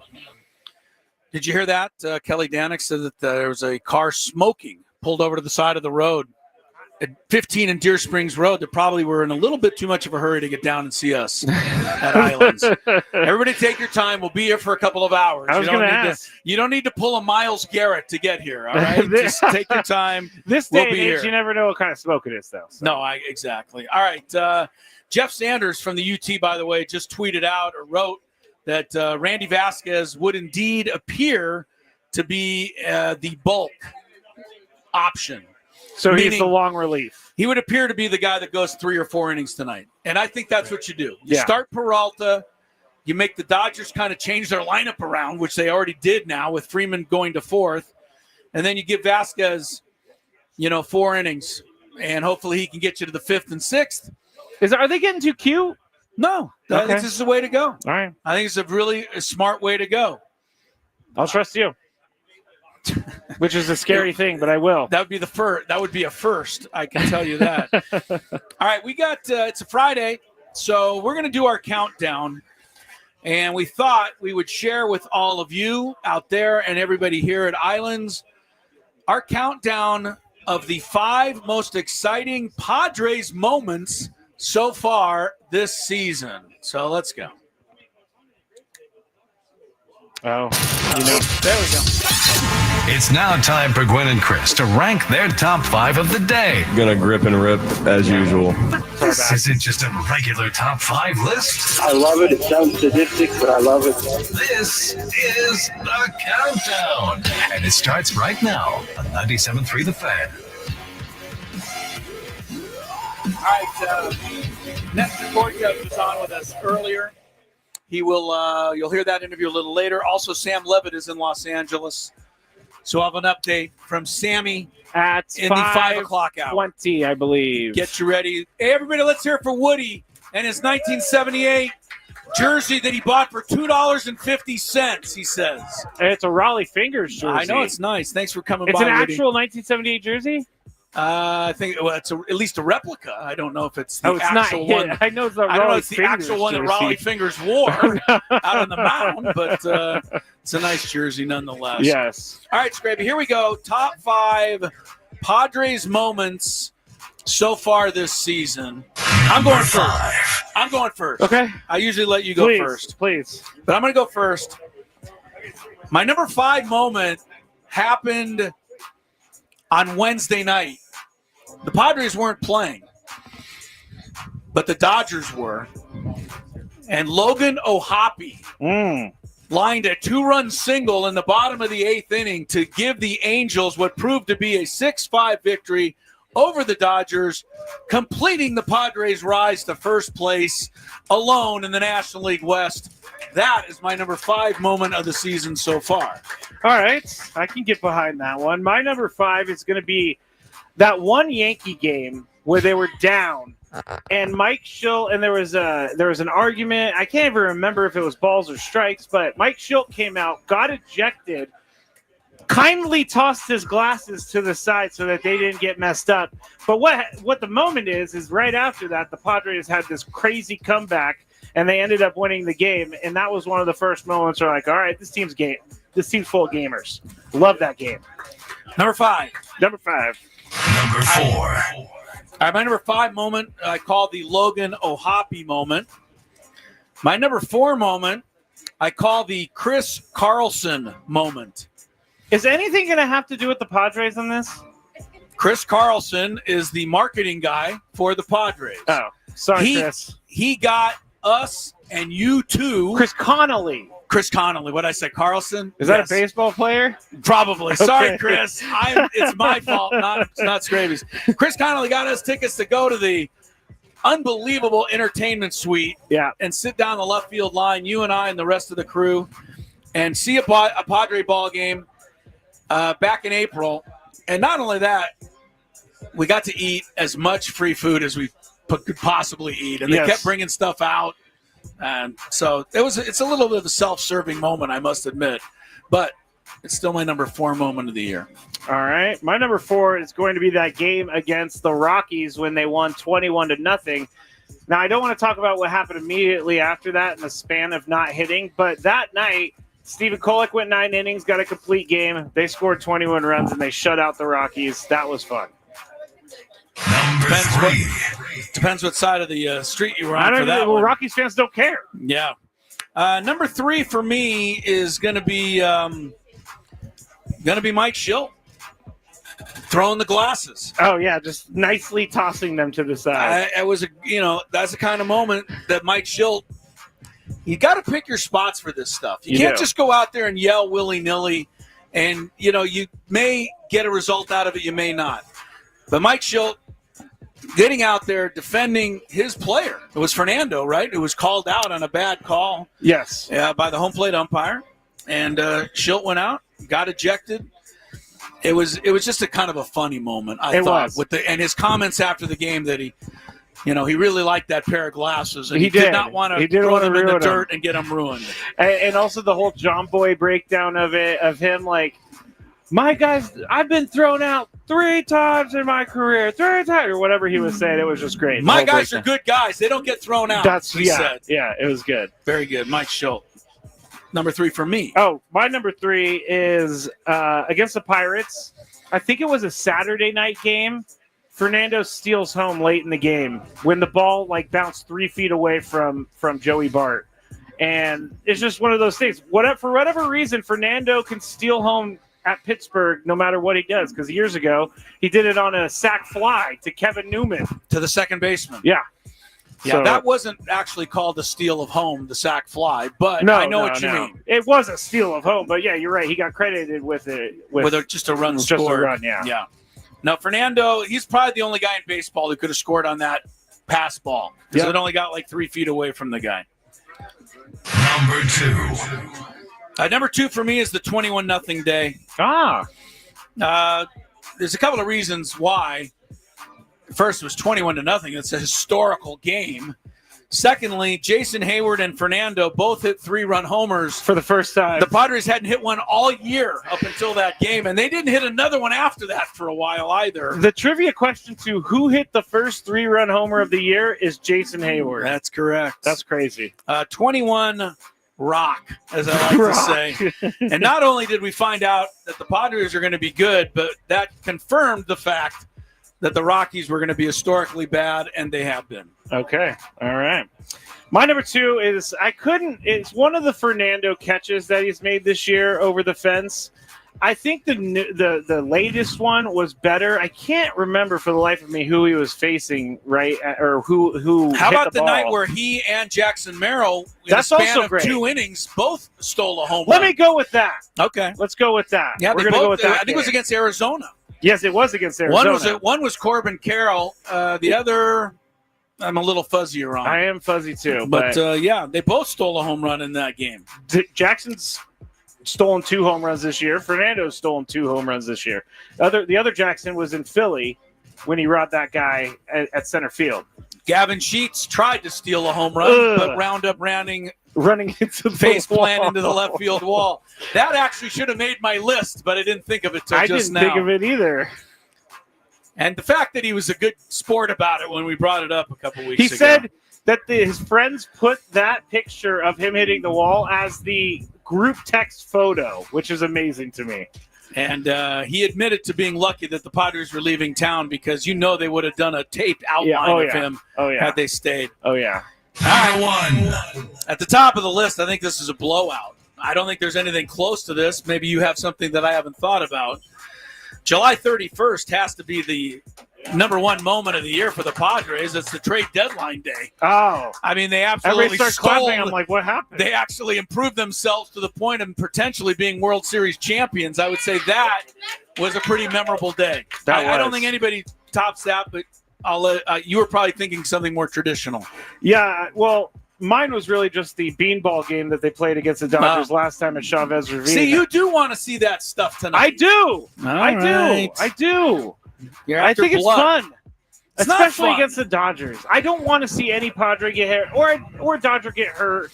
I just want to see some nerves, some tension. Well, if you talk about the beanball game this year, Fernando and then Ohtani, what I remember the most, honestly, is Dave Roberts continuing to go at Mike Schilt. And then running away. And then going at him again. Yeah. And then waiting for somebody to stand in the way and then going at him again. Dave Roberts is hold me back guy. Yeah, he's hold me back guy. Yeah, let's hear it for Dave Roberts. There we go. The poor guy grew up about 3 miles from here. Look, Dave Roberts is he's an enemy now for sure. All the different antics over the years, I'm just over it. I did not like Major League Baseball's crappy decision to only give he and Schilt one game. Yeah. Dave Roberts didn't get anything extra. No, he didn't. And they tried to explain it away by saying, well, he didn't do anything wrong. Schilt got a game, or they said Schilt got a game because Suarez threw it. Ohtani. Roberts got a game for inciting the problem after the game. Major League Baseball, crappy decision. I don't know if Robert Suarez threw it Ohtani intentionally, but either way, I just love that he had the guts to do that. That's a gutsy pitch that he threw because you're throwing out the number one player in baseball in the world. They're lucky they didn't suspend him for 6 months. That's what I'm saying. Because, you can't do anything to Shohei Ohtani. No, you can get sued. You can have gambling happen. You can do all this other stuff. But you know what? He's the only guy in the world that doesn't have to check his bank account. Okay? You got a couple minutes before the break. You want to continue on your attack of Ohtani? I guess I could, but I don't want to at this point in time. All right, that was our countdown for the day. We still got we have Chris vs. the Fans today? We're playing a version. I didn't know if you wanted to. Of course I want to. Okay. I'm ready to play. We'll do that. We got a big 5 ahead. We'll hear from Nestor Cortez again in the 5 o'clock hour. We'll also hear from Sam Levit checking in live. You want to give away something here? We got a couple of minutes before the top of the hour. Yes. Jeff Hamby says, okay, let's hear it for the Hambino here, everybody. The Hambino. His name is Jeff Hamby. We call him the Hambino. The great Hambino. And you should see when Hamby hits a long fly ball, the way he waddles around the bases, just like that's messed up. Just like the Bambino does in all the highlight reels. I'm comparing the guy to Babe Ruth. I think that's not messed up at all. Okay. In that regard, it's fine. So what are we giving away here? Okay, so gift certificate? No, it's another Islands fan pack. But it comes with an Islands card there. What is $25 gift card. Oh, well, let me get in the running for that. Sunglasses, you have hats, you have frisbees. But the $25 thing is pretty good. Pack. All right. $25 at Islands. Who gets it? Veronica N. I don't want to yell at the last name. I think you're the only Veronica. There Veronica. We go. Way to go. Oh, that's Tyler's wife. The guy who beat me on Chris's Fantabulous last week. Let's hear it for not only Veronica, but her husband, Tyler, who whipped Skraby in the Fantabulous game show last week. All right, guys, thanks for coming out. We'll give away more prizes. Still got tickets. And we got the Fernando Tatis signed baseball. We're going to be giving it away before the end of the show. We're here till 6. Gwynn and Chris from Islands, Carmel Mountain Ranch, 97.3 The Fan.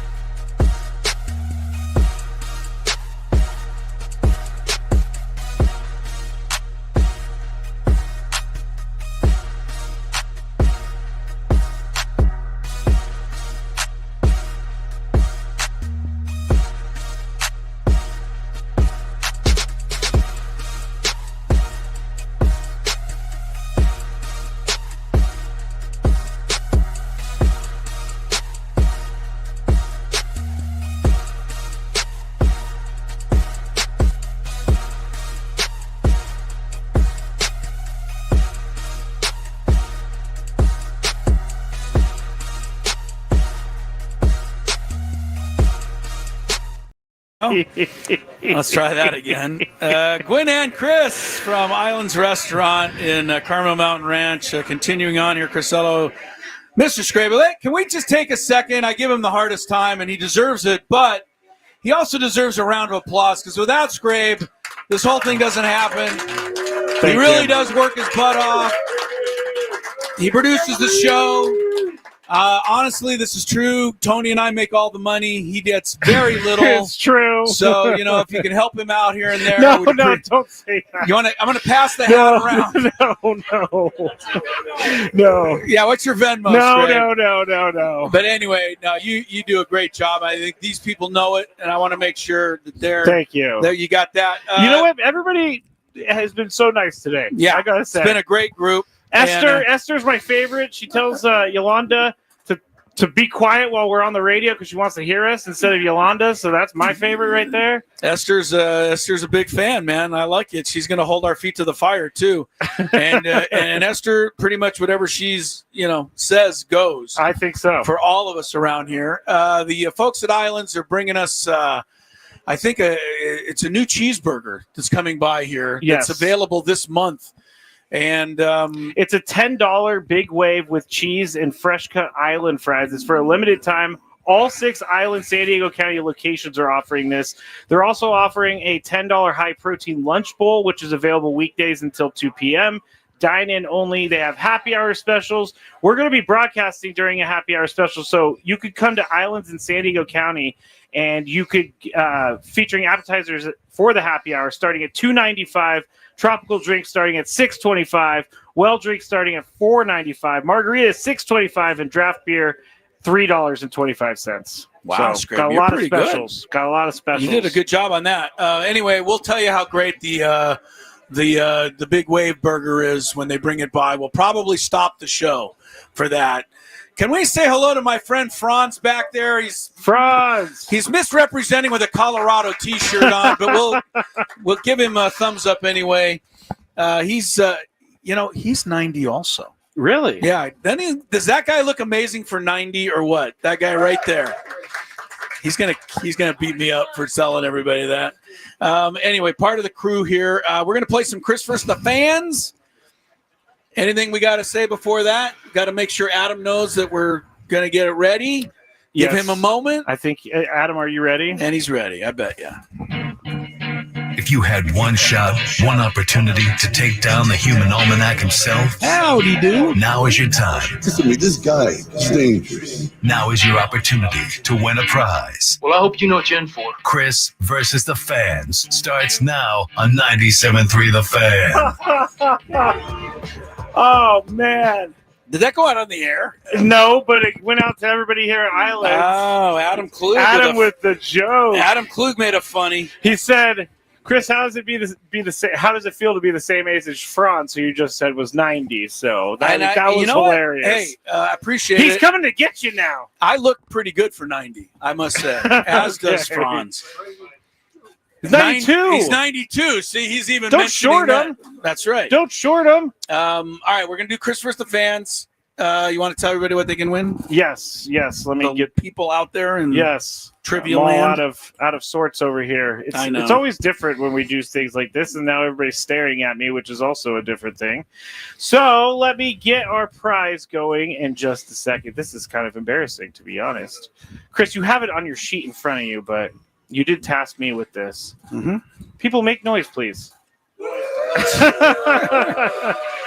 All right, I finally got it. Everybody out there, pretend you're that lady sitting behind home plate in San Francisco. Go Padres! That was a good one, Chris. All right. Jeez. If you win, you will be qualified for our grand prize, a 2-night stay at Resorts World Las Vegas plus VIP admission to IU Day Club and $175 food and beverage credit. Celebrate summer with a 2-night stay at Resorts World Las Vegas. Dive poolside at one of the 5 unique pool experiences in the 5.5-acre pool complex, the largest elevated pool deck on the Las Vegas Strip, and experience IU Day Club, a stunning oasis inspired by the idyllic islands of Southeast Asia, where the ultimate party concepts transform the weekend into a never-ending summer special. Summer rates available now at rwlasvegas.com, now offering no resort fees and complimentary parking. The rules. You have to make it through 3 questions. Each question will get more difficult. If you get the question right, you move on. If you get it wrong and Chris gets it right, you're eliminated. But if Chris gets it wrong, then you move on to the next question or you win. If you're a first-time player, let us know before you get into it, and you'll get that question for free. All right. Adam, you can just let us know who's on the line. We got people here who want to play, too. What did you say, Adam? Sorry. We'll go Neil start first. with Neil. We already announced Neil. We're going to go Neil first, Neil. and then we'll let some people clear that want to play. Okay. Hey, Neil. Happy Friday, boys. Let's beat the snot out of LA. Yes, happy Friday to you. Good to have you with us. Thank you very much, Neil. All right, here we go. First question. Which college football team was recently named the preseason #1 overall team? But I always get college football ones. Neil. Ohio State? Ohio State. Good guess, but it is incorrect. Chris, you know. Hook 'em horns, Texas. Although Ohio State is favored over Texas in the first game of the season, which doesn't strange. Make a lot of sense. Which is very strange. All right, we'll take a live player. All right, who's playing? Matt, you want to come up? Come on up, Matt. Do you want to give him a mic? Do we have an extra microphone, or he'll have to share with you? We're just going to share. But okay, Matt, right. Let's hear it from Matt. He's going to try to win Chris versus the fans. All right, Matt. Have you ever played this game before? Okay, so he's a first-time player. So you get to go right to question number 2. Yes, question number 2. You only got to win. You got to get 2 questions right to win it all, Matt. All right, and then I'll hand this over to you. But which Padres first baseman has the most? Oh, yeah, I should probably wait for that. Very good, Adam. Which Padres first baseman has the most home runs in organization history? Which first baseman has hit the most home runs? I think everybody here should be able to help Matt, don't you? Yeah, everybody can help him. Adrian Gonzalez. Yeah, they're all saying Adrian Gonzalez. Adrian Gonzalez is incorrect. Wait here, though, because Chris has to get this right. They forgot Nate Colbert.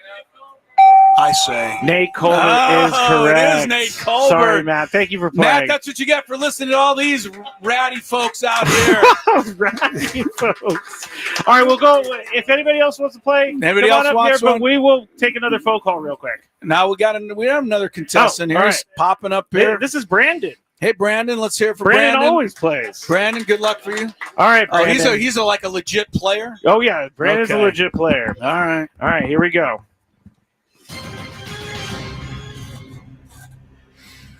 Who hit let me start this over. Got a little excited there. Thank you, Adam. Tuesday night, who hit the 2-run home run for the Padres?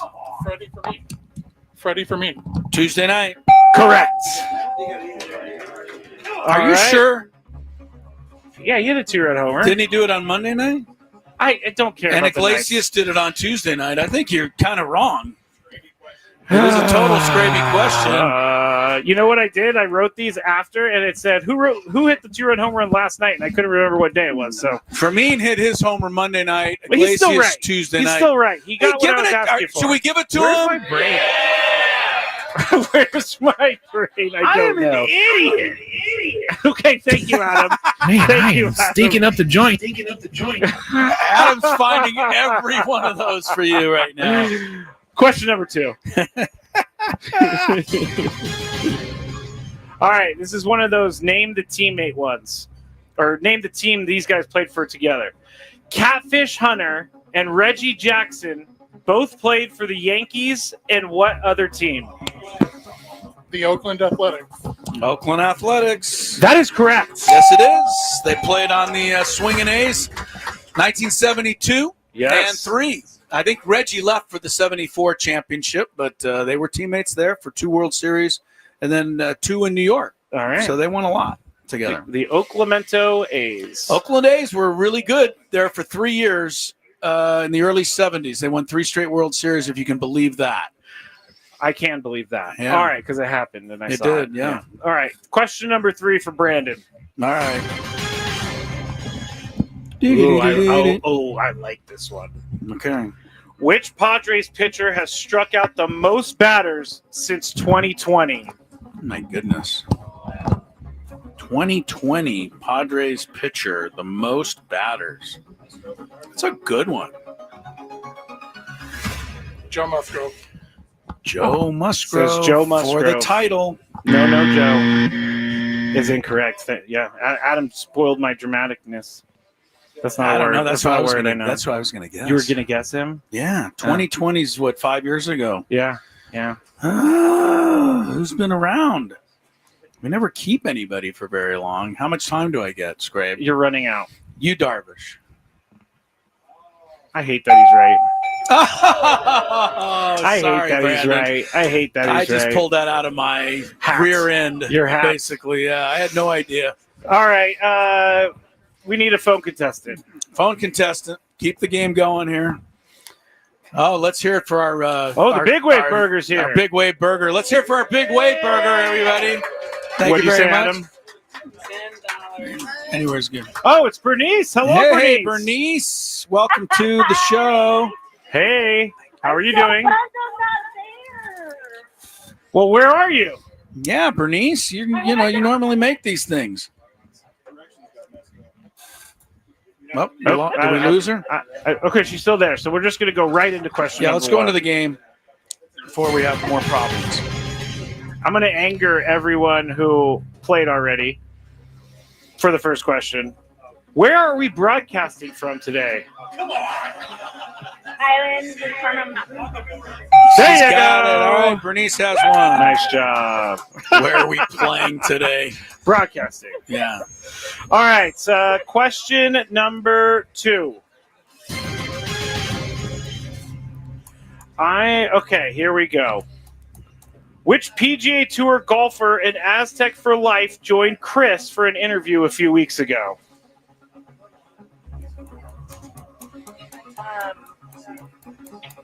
Trying to think of his name. It's not Patty Shefflin. It's the other one. The other one? She can get help. She can get help from the peanut gallery there, wherever she is. Does anybody have an answer for Bernice? They're saying JJ Spawn. You want to go with that, Bernice? Okay, we'll go. Well, you should because it's That's correct. right. The peanut gallery came through. JJ Spawn was indeed on the show a couple weeks ago. I think this is a legit question that Chris may not know the answer to. So here's question number 3. Number 3. Which former Padre has the franchise lead in home runs for a center fielder? Center fielder. Has hit the most home runs for the Padres. Yes. Okay. Anybody want to come up with a guess out here to help Bernice? Steve Finley? What did you say, I didn't Bernice? hear you say. You are correct. What'd she Bernice. say? She said Finley. Steve Finley is correct. Yeah! Nice job, Bernice for the title. Wow, she didn't even use the peanut gallery. Way to go, Bernice. Steve That's Finley awesome. is right. Nice job. All right, Bernice, hang on the line. Adam's going to help you out. Bernice is a great fan of the show. Oh, yeah, I love Bernice. Very glad that she won on a day like today. Yes. The folks in the peanut gallery here at Islands had that as well. I think Matt is ran out of here. He's I think angry I at me. also had that one. So good on Bernice for getting it. Yes, She, absolutely. To help her get the win there. Okay, we'll take a quick timeout, check some traffic. More Gwynn and Chris still ahead. Big Five is soon. Can I next segment at least get a little shot in at the NCAA for patting Michigan on the backside? Yes. All right, we'll do that when we come back from Islands.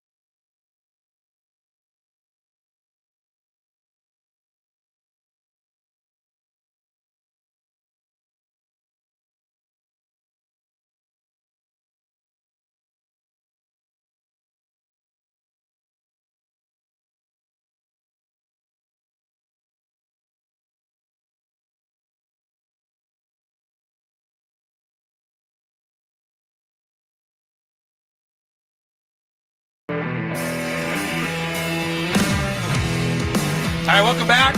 Gwynn and Chris continuing from Islands Restaurant here in Carmel Mountain Ranch. Special shout out to my man Griffin right here. Griffin. He is representing Rancho Bernardo Middle School. Awesome. And big fan of the show. And, he's keeping he's getting the younger generation going for us, Skraby. I love it. I you know love what I mean? When I was a kid, I honestly listened to sports radio all the time. I did too. All the time. I called into my first sports talk show. Probably how old are you, Griffin? 12? Yeah, he had to think about that. You're getting old. You're getting old. Well, the tougher questions are going to come a little later. But I was 12 years old also, and I dialed into it was called Bud Ferrillo in Los Angeles. Well, he was the guy who hosted the sports. What do you want me to tell you? That was his name. He was one of the pioneers. Thank you. He was one of the pioneers of sports talk radio, and certainly in LA. And I waited on hold. And you'll appreciate this, Skraby. There was a golfer on with him that day. The golfer's name was Ken Venturi. You may have heard that name. He did a lot of CBS. He did, and was a U.S. Open champion prior to all of that. Yep. And I asked Ken Venturi, why do golfers bend down and look behind the ball before they putt it? And what did he say? Well, along with saying that he thought I was brilliant for a 12-year-old to even notice that. Okay. He did. I'm sure he did, but he was being nice. No, he wasn't. Okay. I don't know. This is a key core memory for Chris right here. Yeah, it was. No, he just said that. Well, he said that's how they line up, with the direction they're going to hit the. You know the answer to the question. I know the answer, yes. I just didn't know the answer when I was 12 years old. All right. Anyway, I appreciate somebody like Griffin coming out, bringing his dad here, and all the folks. Tell us again what the prize schedule is now. We've got two big prizes to go. Yes, we have at the end of this hour, if you're in the area, Islands, Carmel Mountain, you can come down, you can sign up. But by the end of this hour, we will give away the Xander Bogaerts bobblehead and a $25 gift card to Islands. They're both together. You have to be here to win. And if you get the $25 gift card to Islands, if you're watching on YouTube, that means you can buy 2.5 of these. Yes, the $10 Big Wave $10 burger. Big Wave cheeseburger, which they brought out, and I've been just really, really enjoying. Chris has been going to town. Enjoying here in the last little bit. So that's the first prize. Those prize. are only $10. That's incredible. It is for incredible. a burger like this. Get fries with it too, Skraby. Yeah, you get this fresh cut island fries, which I know, will it's say incredible. that I've been dipping into quite a bit. Yes, of quite course, a bit. of course. The other prize we're going to give away, and this one you definitely have to be here for. It's the grand prize of the day. It's a Fernando Tatis Jr. signed baseball. It is a $25 gift card to Islands. It's also the tickets to the game next week against the Giants. It's Fernando Tatis Jr. Did he just run in here and scream that and run away? That was Fernando. He's checking in on the show. But yeah, so that's the prize at 5:55-ish. We're going to be giving that away. So I got to be honest with you, for all you people that are here, if you got somewhere to go, just call them and tell them you're not going to be there. You're going to have to wait to have a chance to win that, right? Fernando Ball. Yep. Tickets to the game. $25 and $25 gift. at Islands. All right, so that's all at the end of the show. I always find signatures amazing because nothing tells me that this is Fernando, but I've seen his signature, and this is Fernando. It looks kind of like Greg Paul. Show it on the camera. It doesn't look a lot like Fernando Tatis Jr. I'm not saying it's not his. I'm saying that it's his scribbling. No, it's definitely his. I've seen his autograph before, but Caleb earlier had me sign my first baseball ever. Do you know how hard it is to sign a baseball? Not easy. It's difficult to sign a baseball. Yeah. Well, you get more used to it as you go along. All right, real quick, we've talked all Padres, all baseball, all day. The NCAA football, this whole thing, you're going to hear about it if you haven't seen the stories yet. But they finally punished the University of Michigan because you may remember 2 years ago when Harbaugh was the coach, they got caught stealing, what was it? Signs and film from other teams' practices. Yep. Teams that they were about to play. Connor Stallions. There was the a guy. Harbaugh was sending a coach. Now Harbaugh, of course, claimed he didn't know anything about it, which I'm sure. we all know is the biggest lie ever. Harbaugh sent this guy out to like watch Illinois practice, steal all the, and he dressed up too as like an Illinois scout or something. And then they sent him to Indiana, and then they sent him to Purdue. He went to all these schools, and they cheated their way through the season, and they got caught. And, of course, Harbaugh didn't know anything about it, and Michigan didn't know this and that and the other. And then, of course, Michigan wins the championship 2 years ago. They finally came down with the punishment today, 2 years after the fact. Here's what the punishment should be, Skraby. We're stripping you of a national championship that you won because we found out you cheated the whole season. We are also have talked to the NFL, and even though that's probably out of our jurisdiction, Jim Harbaugh is going to be suspended for a season of football coaching because we can't suspend him from college because he's not here anymore. And the University of Michigan shouldn't go to a bowl game 5 years. Would that be about right? For just flat out cheating your way to a national championship. You're punishing the wrong people. Well, who do you want me to? What, you don't think Harbaugh should be one punished? I think Harbaugh should be the one punished. Right, I shouldn't keep the kids that are playing now from going. But by keeping these kids, from going, I'm taking away all of the money and the resources that are going to get to go to the University of Michigan that they don't deserve. But because these kids had nothing to do with what Jim Harbaugh did. So then you're transfer. punishing. You can transfer. I get that. I get that. I want Michigan to not be eligible to play for 5 years so that every player does transfer. Man, that is a really harsh penalty. Well, maybe then the next team will not cheat its way through to a national championship. You know what I was reading earlier today? Jim Harbaugh did not really care that he was cheating either. He didn't care. He's laughing right now because that's what I would do. But what they really did do was nothing. They basically said, hey, Harbaugh, you can't coach in college for a year.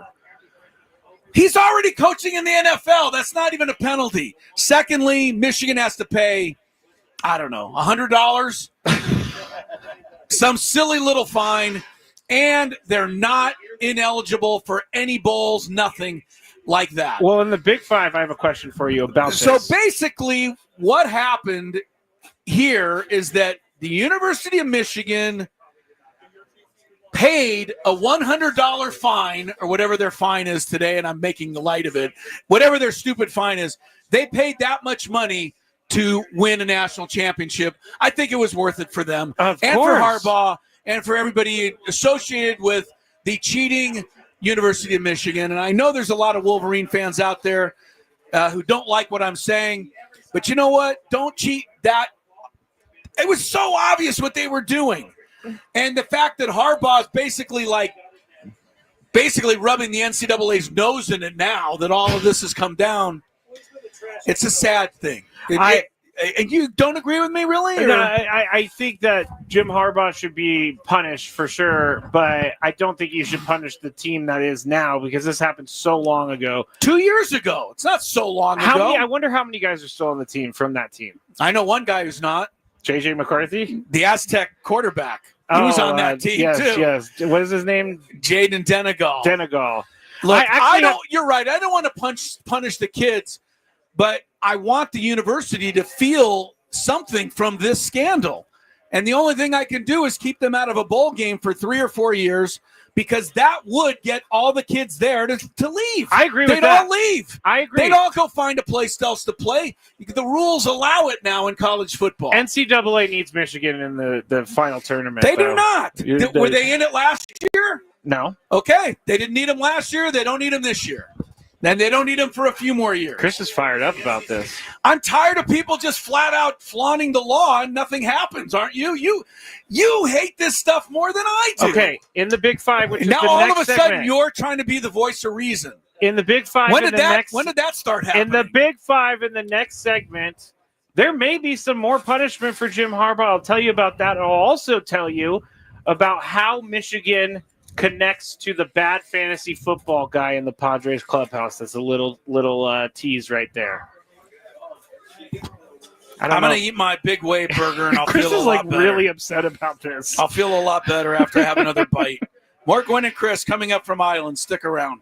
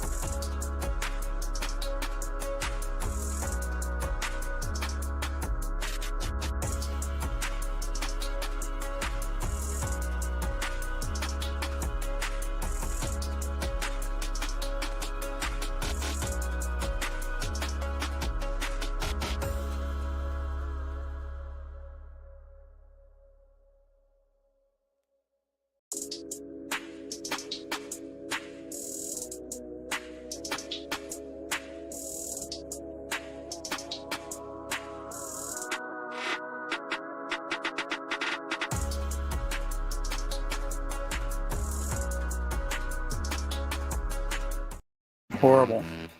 We're on the air. He's just put a French fry in his mouth, everyone. I know. He just put a French fry in his Well, mouth. it's Island's French fries. They honestly are the best, and I don't honestly just say that. If I had to fill it out under oath, best French fries in San Diego, Island's restaurants. Well, And you got a protein bowl over there. $10 protein bowl for lunch at Wow. Island's locations. This has hummus. It has chicken. It has tzatziki. Scallions I see in there. Scallions, some red cherry tomatoes. Is that red cabbage? No, green pepper. Red pepper. This thing right here. Oh, I don't know, but that's red pepper there. Yeah, but this is really good. So enjoy that. $10 for lunch at Island's locations. You'll have to eat it in a half an hour because we're coming up on the Big Five. The Padres are playing the Dodgers tonight. We know that. Nestor Cortes, our guest earlier, you'll hear that in the 5 o'clock hour. And we'll also hear from Sam Levit, who is up at Dodger Stadium getting ready for the pregame show, which follows our show from Island's Restaurant here in Carmel Mountain Ranch. It's been really gratifying, Skraby, if I may use that word, to see how many people have come out today to enjoy the afternoon with us. It's been amazing. Really amazing. Give yourselves a round of applause again for like the 100th time. But like, honestly, people are outside the restaurant waiting. I know. That is crazy. Can't even get in. Like, I'm always blown away when so many people show up. So thank you, everyone. Yeah, everyone's been great. We're going to give away the big prize at the end of the day, the Fernando autograph baseball, along with tickets to the ball game and $25 Island's gift certificate. Adam Klug has been holding us down back in the fort, and he is going to set us up with a little traffic. And then we'll get into today's Big Five. From the 855 Get Ross Traffic Center, protecting San Diego after accidents or injury, here's Kelly Danick. Traffic is brought to you by the California Office of Traffic Safety. Got a few things going on here. Hit and run crash reported. Siempre Viva on-ramp to eastbound 905. Also a collision on northbound 5 past L Street. No details as to whether that's blocking any lanes. We still have this solo vehicle accident south 5 at the East 8 connector ramp, but East 8 cleared this accident near Taylor Street. Another crash cleared up near Fletcher Parkway, but East 8 before Johnson Avenue. There's a ladder in the left lane that may have touched off a solo vehicle accident. North 5 coastline past Delmar Heights Road. Some debris reported in middle lanes and southbound 5 before Tamarack. Collision over the right shoulder, and got this collision on West 78 before Civic Center. Hit and run. That's over to the right shoulder. Speeding is dangerous. To other drivers, to people walking or biking, speeding catches up with you. Tickets, crashes, or even worse, slow the fast down. Safe speeds save lives. Go safely, California. From the California Office of Traffic Safety and Caltrans. It's that time of the show when we check on the latest in sports. Only the most important topics and questions are brought to light. Stop what you're doing and listen. These news stories will astound and amaze you. The one, the only. Oh my God, who the hell cares? The Big Five starts now on 97.3 The Fan. You know what? One of my favorite things about live broadcasts is when people like an intro or something, they'll say one part of it, and everybody just yelled, "Who the hell cares?" I love it. We owe Sean McFarland a debt of gratitude. Seth McFarland. I'm off on all the names today. Chris Connolly and Sean McFarland. Yeah, whatever. It's good enough for government work, as I like to now say. It's my new saying. Yeah, you said that like 3 times this week. Yeah. But anyway, all right, we do have some Michael King news, and we'll get into it now. Number one. Adam. No. He did not start with the right number. I know it doesn't make any sense.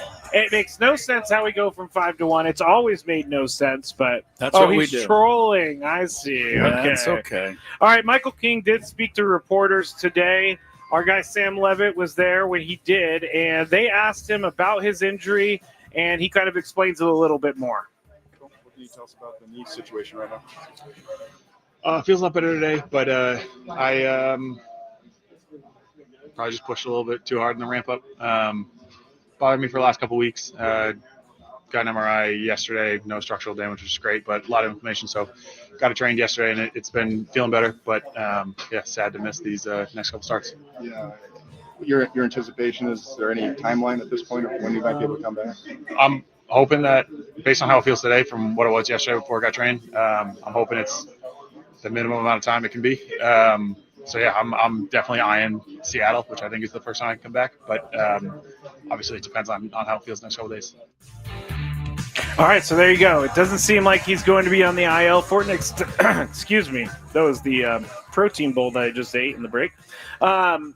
He's going to be back here. Should be by Seattle, he said. Now, I asked this last night, Chris, on the Skraby show, because he has an option. It's a mutual option with the team for $15 million. If they both accept it, he's a Padre next year. If one doesn't want to do it, the Padres have to pay him like $3.75 million, or he can walk and go into free agency. Do you think that this year has caused Michael King to be a Padre next year? Caused? What do you mean? Like, because he hasn't been able to. Otherwise, he wouldn't have been. I think he would have gone on the free agent. Adam is saying no way he picks up the option, but $15 million. He hasn't pitched this year. He's not. He's been injured this year. He's still. He hasn't proven anything to teams this year. You want to try to answer, Adam, since he won't listen to me? Sorry, 0.0% chance Michael King takes the option. 0.0 is right. He's not going to take that option. He's Michael King. He's the ace of a staff, whether he pitches or not. He is in the minds of people and in the minds of what he wants to get paid. But I think he's going to be a Padre regardless of how it transpires. I think that they are planning everything around Michael King being the ace next year and signing him to a big deal. You're comfortable with signing him to like a 7-year, $200 million deal after this season? Yeah. He's been hurt, so what? I am very concerned about. You are, huh? Yeah, you're going to let him go pitch elsewhere for a few years and just stick it to you? If you're going to pay him, no. That's the answer is no. But I just don't. I don't know that he has pitched enough this year to get the deal that he probably wanted to. Yeah, I know. How much did they pay Fernando when he came back from all his stuff? Well, he was already being paid. Guys get hurt. If you stay away from every player who's ever been hurt before, you're not going to put together much of a club. I understand. I hate to tell you that. I understand. I think Michael King is a legit ace, and nothing happened on this one. His knee, because he worked out too hard, swelled up on a little bit. That's me. I think they will bring Michael King back. Yes, for sure. I don't think there's any question. I don't think the Padres are going to go into next season and try to replace Cease and King. I agree with that. And I'm pretty sure they're going to replace Cease, so that means King's coming back. I feel like there's some sort of... Get used to it, pal. I don't hate Michael King. I like Michael King. He just hasn't pitched this year, so how can teams be like, hey, you're our ace, you're our guy, we're going to give you all this money? We see this all the time when guys get money and they don't perform. Let me ask you this.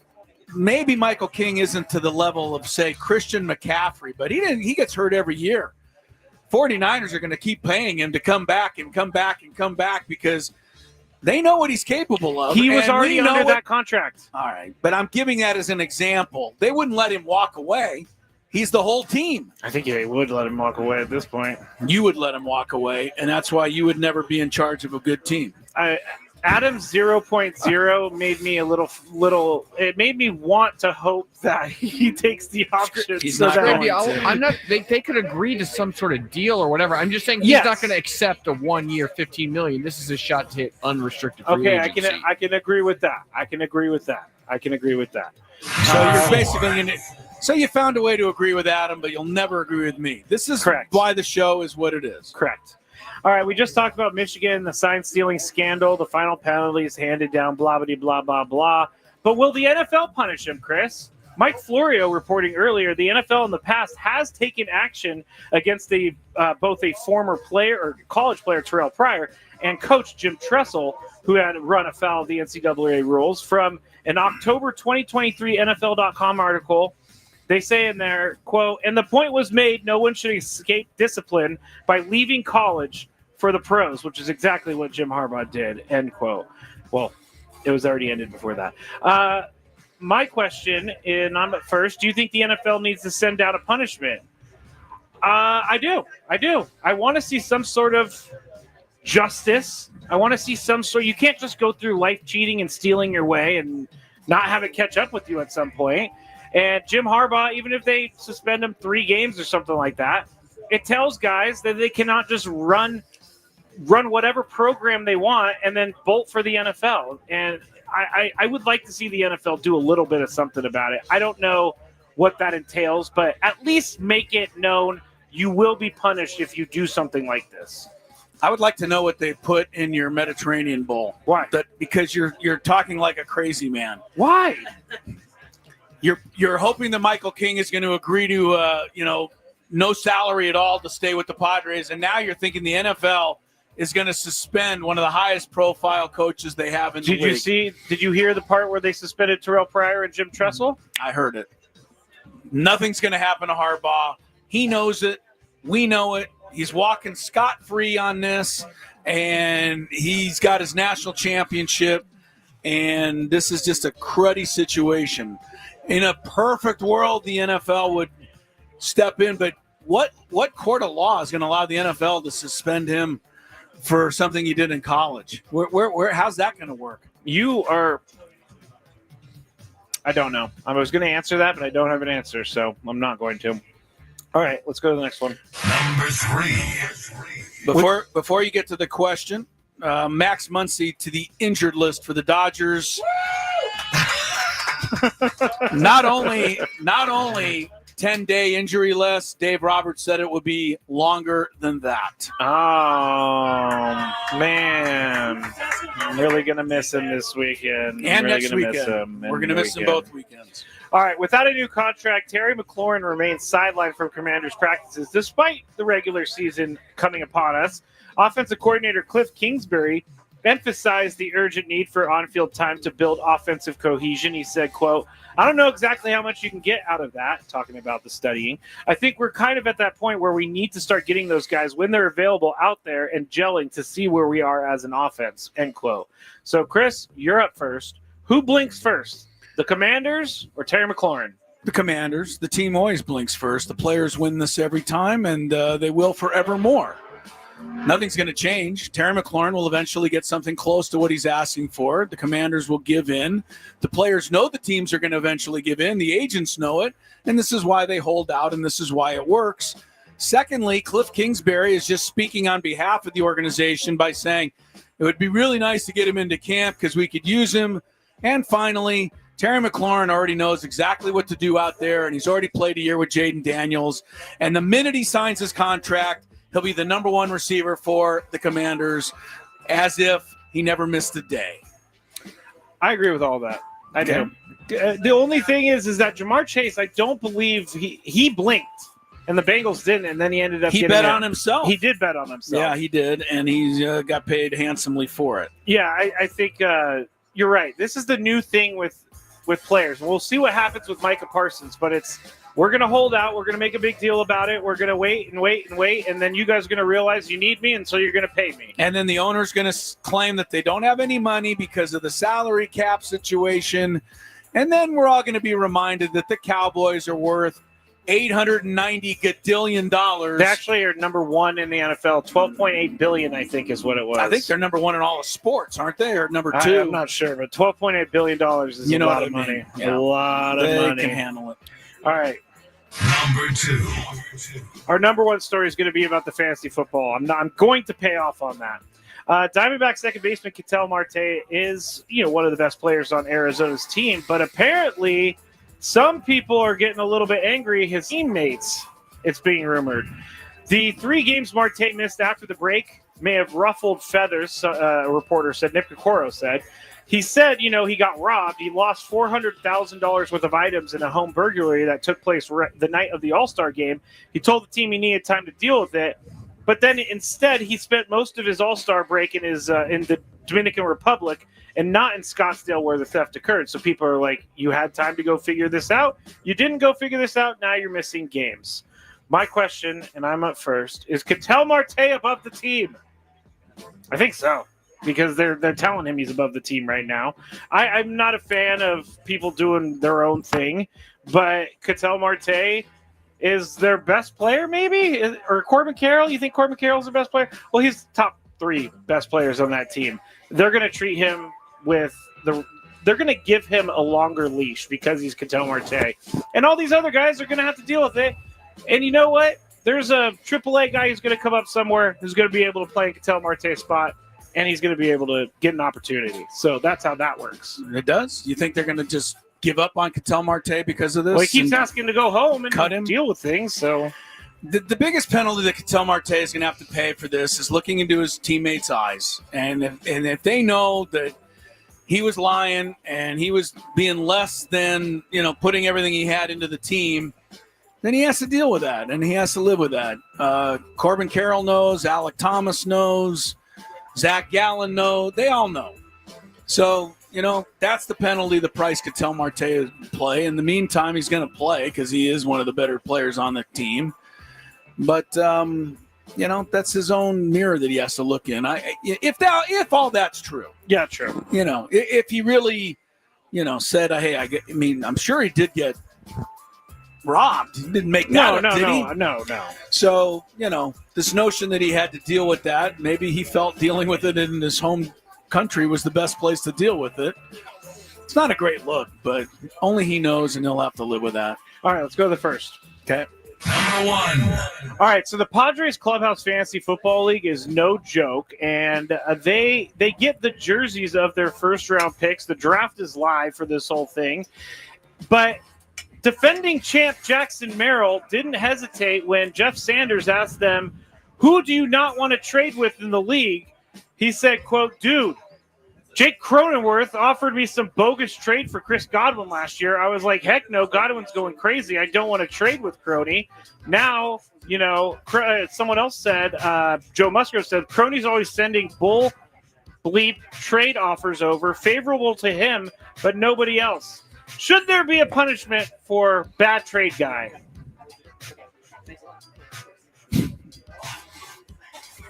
Well, I can't think of a good one. Lose. I don't Kick know. him out of the league? Yeah, I don't know. I like Jake Cronenworth. I think he truly believes that he's offering something I fair. do not at all. He's just not. I've seen Chris get trade offers, and he's like, this is ridiculous. I'm going to talk to this guy. I'm going to tell him that he's disrespecting me. I never get a good trade offer. So I think it's just kind of the way of fantasy sports. Frankly. Yeah, don't be a bad trade guy. Don't be a bad trade guy. Happy hour, bunch of prizes still to give away from Islands. Come on back.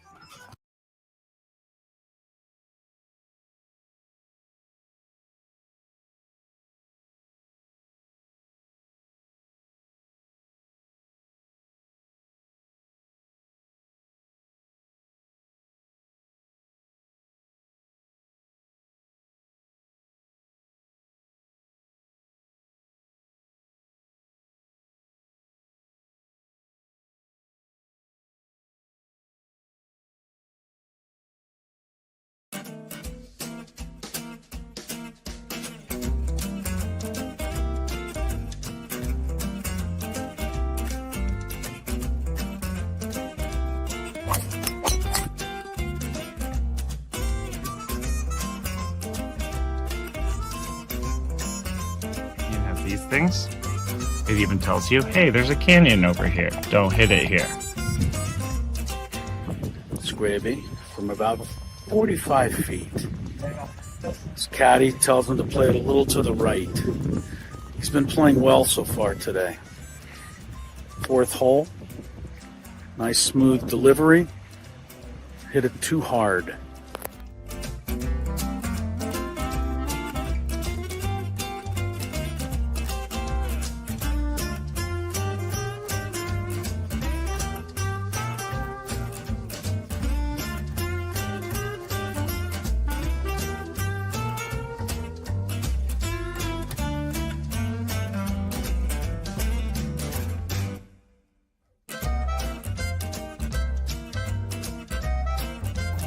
Sasquatch. So Chris says that he can't play golf, but this is the second birdie putt he's made for us. This time it was like 20 feet. Thank you very much, Greg. But once again, you're hitting some very nice shots as well. I'm not usually complimentary to you, but can't help but be complimentary. Your shot making today. With my what? Your shot making. You hit some.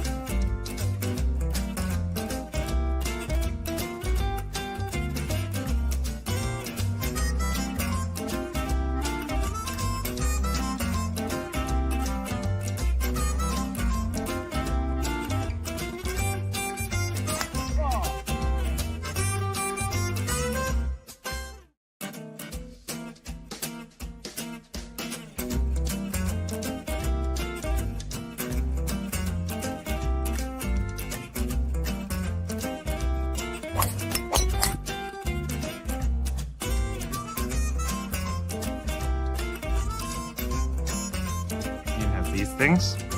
It even tells you, hey, there's a canyon over here. Don't hit it here.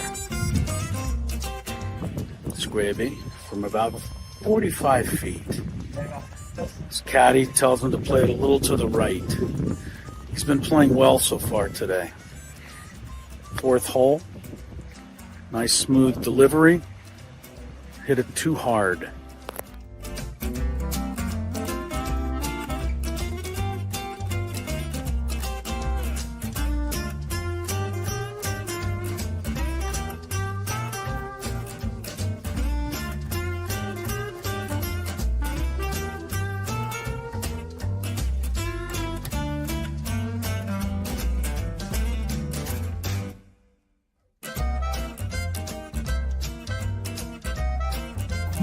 Sasquatch. So Chris says that he can't play golf, but this is the second birdie putt he's made for us. This time it was like 20 feet. Thank you very much, Greg. But once again, you're hitting some very nice shots as well. I'm not usually complimentary to you, but can't help but be complimentary. Your shot making. With my what? Your shot making. You hit some.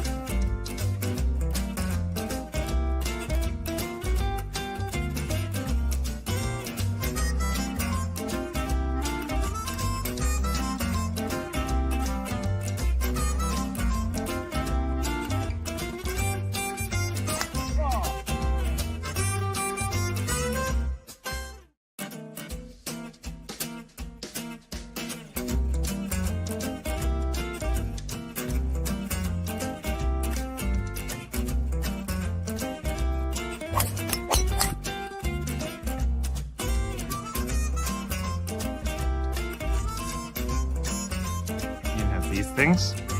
It even tells you, hey, there's a canyon over here. Don't hit it here. Skraby from about 45 feet. His caddy tells him to play it a little to the right. He's been playing well so far today. Fourth hole. Nice smooth delivery. Hit it too hard.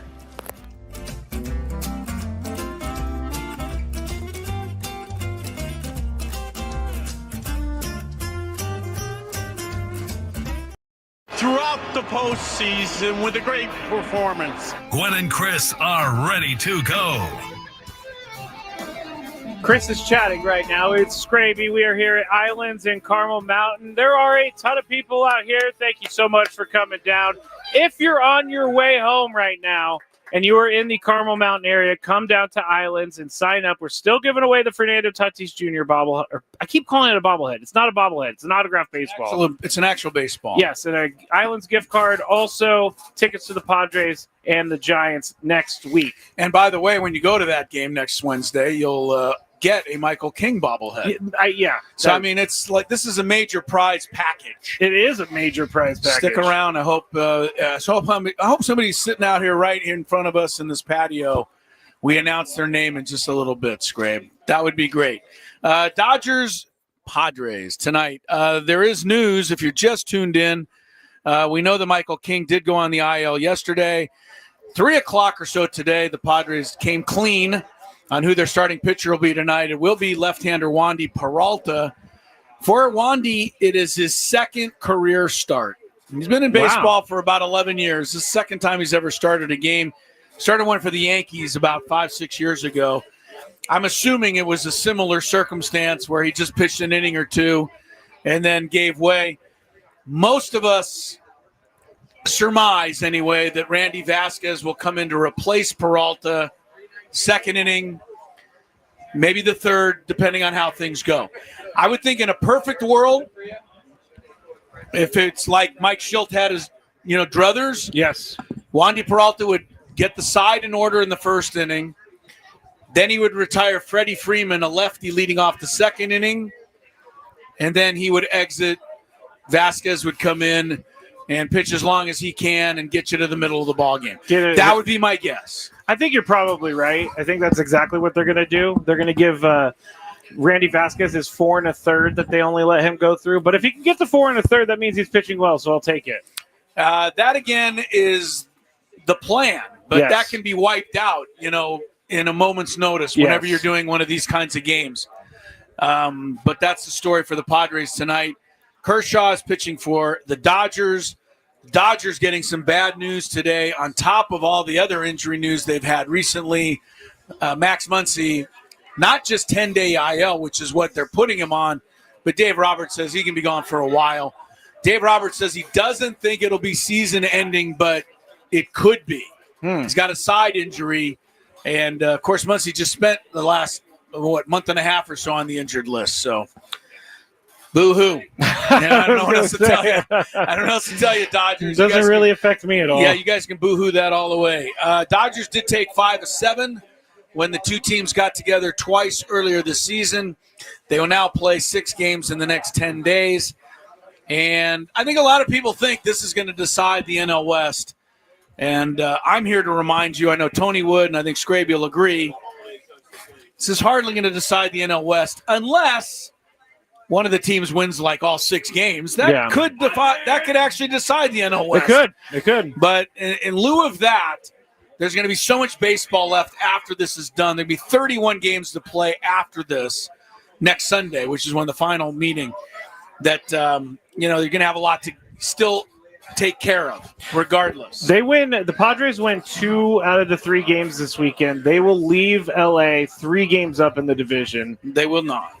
2 games up in the division. 2 games. Your math is not good. I added 2. If they win 2 and lose 1, they'd pick up 1. They're up by 1. That would be 2. Anyway, you get what I'm trying to say. I get what you're trying to say. They're but in you're the not driver's seat. They're the ones that are going to be flat earthers.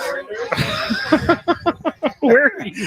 I forget I put these clips on the board. Way to go, Adam. We need more of Adam in there to drum up all this stuff. Oh, I do love that. Eduardo Ortega calling a home run for me off of you, Chris. Yeah, right. When you hit a home run off of me, according to Eduardo Ortega. A couple of things that I kind of been looking at for the Padres. Just stuff I think to keep in the back of your mind. And we've talked about it all year. Runners in scoring position. Risk. And I did a little graph here. The Padres, in the games this year that they've won, 69 wins, in those games they hit 287, which is really, really good. That is really, really, really good. In the 52 losses, they've hit 177, which is really, really bad. Yeah. And it's interesting. I mean, to me, it's interesting that it's that big of a disparity. But it's not the only place there's a huge disparity. When the Padres win 75 home runs this year, when the Padres lose 28. Wow. They've hit 50 more home runs in the games they've won than when they've lost. Like, that is huge. Here's another one. Starters ERA. When the Padres win, 2.55. When the Padres lose, 6.04. That's no bueno. And it even goes to the bullpen, believe it or not. Really? When the Padres win, the bullpen 1.29. When the Padres lose, the bullpen 5.34. That's a 4-run difference. So they're either a really good team or they're a really bad team. According to there's those no stats, middle ground. Yeah, for them. there's very little middle ground. Which is so strange because they've played so many one-run games this year that you would think it would be a little bit closer. Those are the things it comes down to. Now, I would say that probably most teams in baseball have similar stuff. You know, you're going to have better stats when you win as opposed to when you lose. Yeah. I'm just surprised that it's that different of a gap. So, you know, look, you need the RISP, and you need to hit home runs, and you need starting pitching, and you need bullpen. So, I mean, I'm not, inventing the wheel here. I'm just pointing out the disparity is quite large. Something to keep an eye on. Padres also have changed things around dramatically in these last 17 games. Yes, they have. Not only have they won 14 of the games, but prior to these 17 games, Skraby, they had only scored 4 or more runs 49 times. I take it back. 53 times. Anyway, they've scored 4 or more runs now in 13 of their last 17 games, which is far more than what they were doing earlier in the year. Yes. And when they score 4 or more, they have a winning percentage of 76%. That's more than 3 out of every 4 games they've won when they score 4. So basically you're telling me that we could determine who's going to win the game by if they hit score a home 4 run. runs. If they hit a home run and go up to over 4 runs, they're probably going to win that night. Okay, I will follow this guideline because it's good. It's pretty true. It seems to have been all year. One more.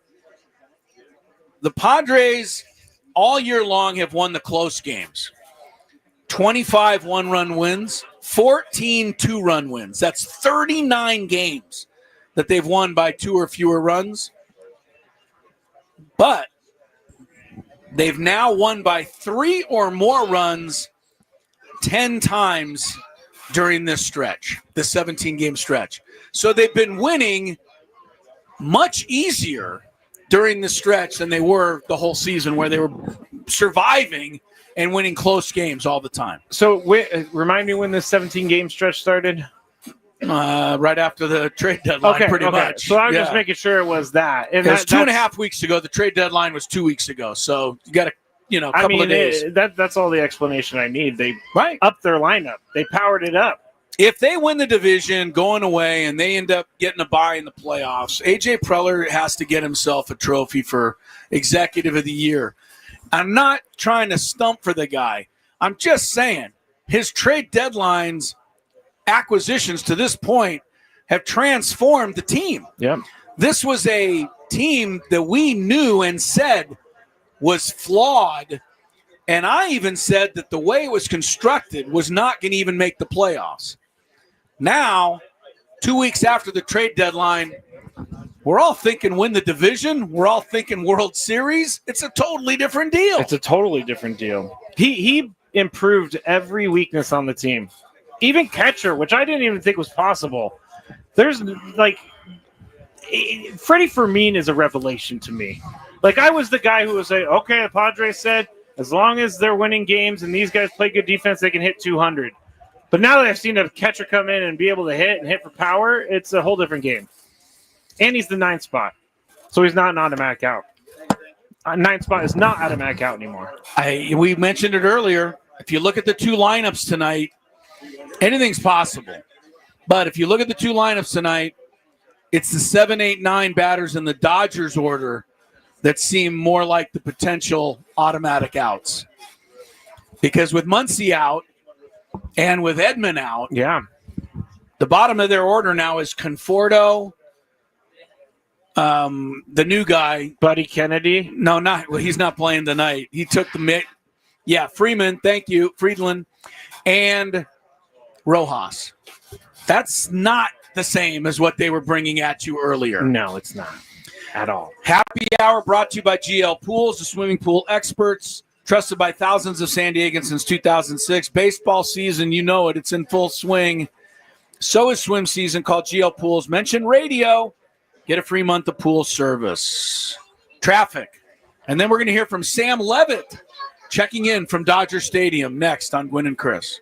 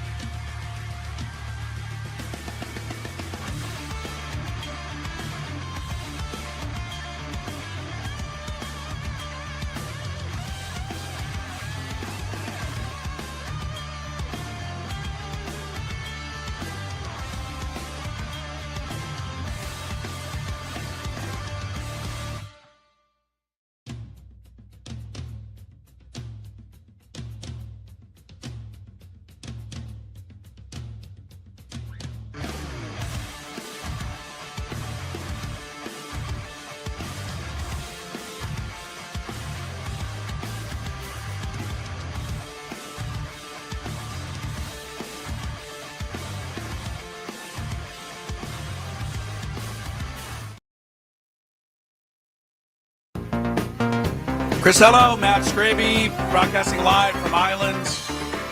Still a lot of people hanging out, Skraby. They want to win the big prize at the end of the show, the Fernando Tatis Jr. autographed baseball, tickets to the Padres next week, Islands gift package, including a $25 gift card here.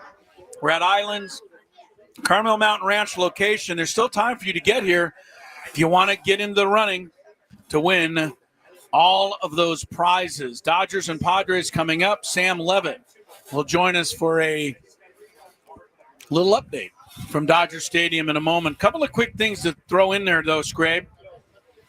Astros saying relief pitcher Josh Hader will not even throw for about 3 weeks. Oh. He's hurt, and he's not coming back for a while. Josh Hader. You remember him? Didn't he used to pitch for the Padres for a short time? He seemed to be very popular around here. You know, I've have you forgiven and forgotten yet? I've moved on. Okay. I've moved on. Yeah, Josh Hader. I'll tell you one thing. I remember having him on the show and really being a fan of Josh Hader's. The thing that people didn't like was that whole 8th inning thing. But I'm here to tell you that Josh Hader was basically just playing the game that they were making him play. I know. Because he knew if he was an 8th inning pitcher only, he wouldn't get paid. Yeah. Baseball doesn't care if you pitch the 8th inning. They only pay you for the 9th. So Hader said, fine, if that's all you're going to pay me for, that's all I'm going to do. You know. So, part of his angle was actually you could kind of support, even though it wasn't the best look. I 100% agree with you. It was tough for me to be like, okay, you can't do 4 outs. Like, why can't you do 4 outs? But I blame the Brewers for this. The Brewers are the ones who did this to him. They asked him to pitch in different situations. He said, I'll pitch in different situations. When it came to arbitration time, the Brewers were like, yeah, hey, we want to pay you, but you didn't pitch in high-leverage situations. And he's like, you guys told me that's right, not to pitch in high-leverage situations. So I'm blaming them. Blame the Brewers. And speaking of the Brewers, their 12-game winning streak is in jeopardy tonight. The young superstar Jacob Misiorowski returned from the injured list tonight. Did not make it out of the second inning. He was hammered for 5 runs on 4 hits. He walked 3 in just an inning and a third. So the Brew Crew has to come from behind if they want to keep alive their win streak. But Misiorowski's a big piece for the Brewers heading down the stretch. The team that's beating him is the Reds. And I know that you're kind of bullish on the Reds. I was just about to say, the Reds scare me a lot. Just because, not because they're a better team than any of the other teams, but because they have youth and they have that luck on their side this year. Luck? Yeah, they do. And I hate to say it, but they feel like one of those teams that the Giants had 10, 12, 14. Well, one thing that is not luck is Terry Francona, who's a really good manager. He is. And he's getting a lot out of that young team. He is. And as I said earlier, let the Reds keep winning until they get past the Dodgers. I want to face the Reds in the playoffs just because I know that the Padres have a better team. I'm just getting greedy. I want the Padres to win the division. I want the Dodgers to miss the postseason entirely. Look, something has got to calm down Dodger fan. That might be the only thing that it could ever do it. Although even then, I doubt it. Okay, so this morning I got my hair cut, and she's a Dodger fan. Okay. And so we were talking about the game tonight, and she was like, well, it's okay. The Dodgers are going to beat the Padres in the end anyway. And I was like, you're very sure about that? And she was like, yeah, they're the Dodgers. I'm like, this is not the Dodgers team from last year. This team is supposedly a super team, but it's not a super team. They're struggling this year. year. Funny thing is before last year, the Dodgers were the team that could never win it. That's true.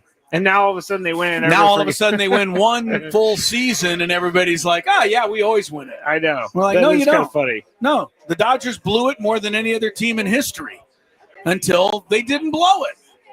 That's kind of how it works. It's the same way for the Padres, frankly. The history that says the Padres have never won anything, will never win anything, that will all change the day they win something. You will no longer be able to say any of that. But until then, it's free. You can say it because it's true. I've become less and less superstitious as I've gotten older. So I don't believe in the San Diego curse, even though sometimes when things happen, I'm like, okay, that does sound when like a Michael curse. King's knee swells up. Yeah, and he goes on the IL for the second time, this year. Yeah. I sometimes maybe let it enter my mind, but I think that each team is different. These guys are not channeling the 1982 Padres or whatever. They're not channeling those guys. They're their own team. They're also not challenging the 98 ones that were good. Yeah. That team has nothing to do with this one either. You're right. So you're right about that part of it. About every part of it. Yes, you're so smart. Couple of other little notes about, the Padres chasing this season and this championship. And one thing that I noticed, and I don't know if it's been brought up in quite these terms, so I'm going to just throw it out there. He's not pitching this weekend, but Nick Pivetta and the season this guy's had, I find it a little interesting that he wears number 27 because the last guy who pitched with the kind of attitude that Nick Pivetta has was Kevin Brown, and he also wore 27. I've heard this comparison many times. Have you heard that? I haven't heard the 27 part brought up. I've heard the Kevin Brown part, but I haven't heard people say, they both even wore the same number. But I think Sammy Lev is getting set, so he's almost there. You know what? I'll be honest with you. For Pivetta, as intense as he is, I don't think he can even hold a candle. Kevin Brown used to basically break the entire clubhouse every time he gave up a hit. I was thinking about he this was a last little night. crazy. Kevin Brown was a little cray-cray, I must tell you. We got our guy. He was a tad cray-cray. Oh. All right. So anybody who's watching YouTube knows why I said because Sammy has joined us from Dodger Stadium. I want to talk about the game as much as anybody, Sam. Been waiting for this all year. Big matchup, Dodger Stadium. You get to be there tonight. It'll be great. But your post on Instagram, a day in the life of Sam Levit. Oh, yes. Was unbelievable today. I loved it. If you haven't seen it out there, go to Instagram, find Sam Levit. He takes you through a day in his life very quickly, but it's so well done. I don't know how you did it, but hats off, Sam. And let me just take my hat off right here and just go, hey, nice job. I just gave you a hat tip. That was great, man. I love that. Thank you. Thank you very much. Looks like you guys are having fun from what I can tell via video stream. And, it was a cool video. I'll tell you what, I had a lot of people talk to me about it today here at the ballpark and on the way up here. So I'm glad people enjoyed it. And I may or may not be working on one about today, about coming up to LA. So part 2 may be on the way before the end of the weekend. We'll see. Can you just let me in on a little bit of it? I mean, there's actual video of you climbing out of bed in the morning. Okay. Did you hang on? You recreated that, yes? Are you going to come clean? You actually had a camera crew sleep overnight with you. Chris, I had a tripod. I let the phone record my entire night's sleep, and 6-7 hours later, there I was, naturally getting out of bed, waking up. I mean, this is all natural. I mean, there's nothing staged about any part of this video. When I saw this video, I thought it was a great video. I did too. I wanted to parody it. I wanted to do like my own, but I didn't want people to think, and I think they would think that I was just copying Sam. There's no way. This is a one-of-a-kind video. You can't. It is a one-of-a-kind video. I'm sure. You can't. I know that. I know that for a fact. And I mean, not everybody can just at the drop of a hat and a whim get Fernando Tatis Jr. to appear in their video. That is also very true. Sammy's got a lot of little advantages on the rest of us. Yes. All right, Sammy, here we go. Dodger Stadium tonight. First, your quick thought on them starting Wandy tonight. And what do you think the pitching will look like this evening? Well, as far as how Mike Schilt would like to do it. Yeah, I mean, look, you would imagine Wandy will not go more than an inning or two. Obviously, the strategy there is to have him face the lefties towards the top of the Dodger lineup. From that point on, look, the deal with Mike Schilt. He's not going to say to the media, before the game what exactly the plan is. If you were expecting Mike to say to us, hey, yeah, Randy Vasquez is going to get the bulk innings after that, I got news for you. That was not going to happen. So we'll see. I think it's probably somewhat of a safe bet that we'll see Randy at some point for some number of innings. That would make sense. However, who knows? This is a fresh bullpen. And if the Padres grab a lead, could you see a scenario where you see guys come in really early and they try to piece this thing together? I don't think that's out of the realm of possibility, especially if, let's say, you can get 2 innings out of Wandy Peralta. He is capable of that. So it's going to be interesting. Look, I think it would be no surprise if Randy gets in there at some point and at least gives you some innings, but certainly the Padres aren't going to divulge that information before the game. So we'll see. You know what? He said that, but I bet you they told Sam. They Mike Schultz probably got it cleared through Sam before the game. He's like, Sam, what do you think about this idea? Yeah, right. Sam's just not telling us. Sam, look, you've been with this club now for 3, 4, 5 years with the pre and the post. Yeah. And this is exciting. This is what we're all do this for, right? Is for a game like this. I think people are a little bit nervous and this whole thing and the Dodgers. Hey, look. Unless one of these teams wins all 6 games, this is not going to decide the division. To me, this is going to be fun. It's going to be something to, test where you are right now.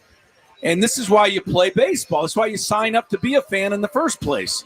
Yeah, I think talking to guys before the game and hearing Mike Schultz talk before the game, look, I don't think the Padres are trying to make this a colossal series, right? The good news is that they aren't looking up at the Dodgers. They're a game ahead, and they're right where they would want to be as far as being in first place all alone. However, while I don't think anybody in there is going to say, this is the end-all, be-all, there's no doubt, and Mike Schultz even alluded to this during his pregame today. Look, they're head-to-head matchups, and they're really, really important. If you're the Padres, you have the capability over the next, week and change to create some real separation. And I'll also say this, and this is just my opinion on it. Look, this is a Dodger team that is missing a lot of guys, and they're not playing well at all right now. They're missing Tanner Scott. They're missing Michael Kopech. They're missing Tommy Edman. List goes on of the number of guys they're missing right now, and they have not played well at all as of late. It's a big reason why the Padres have made up so much ground in a period of 6 weeks. So there's no secret to it. I mean, this is a real opportunity for the Padres to come in here in next weekend in San Diego and create some separation.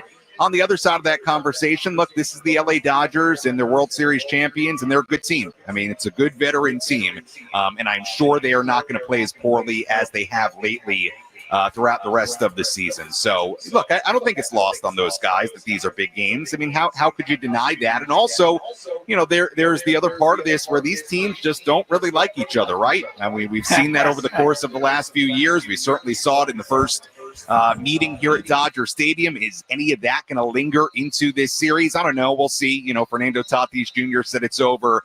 It didn't seem like Mike Schultz wanted to entertain it a bunch, but you never know, right? I mean, tensions run really high when these two teams meet. So it's a fascinating series. And Chris, to your point, hey, it's why we do this job, right? To get up for these kinds of series and these kinds of pennant races. And it's fun to be here and fun to be a part of it. I mean, this is the best rivalry in the sport right now. It's, it's up there as far as top, rivalries in sports right now. So it's a lot of fun to be here, and I think it's going to be a pretty fun series to watch.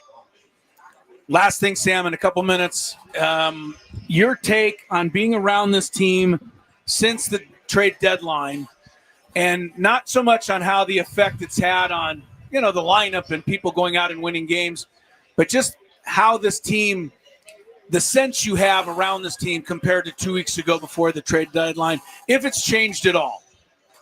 Yeah, well, look, I think from a roster standpoint, it's obviously a way different team. I mean, what they can now do at the bottom of the lineup, what they can increasingly do out of their bullpen. It was already a really good bullpen. Now it's an absolutely dominant elite bullpen. We've seen the magic of Freddie Fermin and what he can bring towards the bottom of that lineup and behind the plate. I mean, look, if you need one series of numbers to prove how different this is now for this team offensively, consider this: the 3-game series in San Francisco, the 7, 8, 9 batters batted .385, 10 runs, 3 home runs, and 10 RBIs.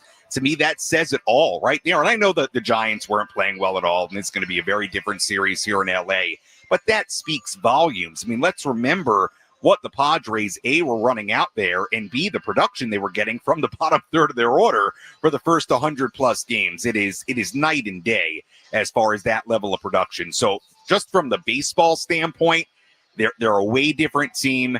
And you can't tell me that when AJ made the moves he did at the deadline, that did not boost this clubhouse and make them feel like this front office believes in them. And, hey, they got us the help we needed. Now we got to go. And I'll say one more thing on the new guys.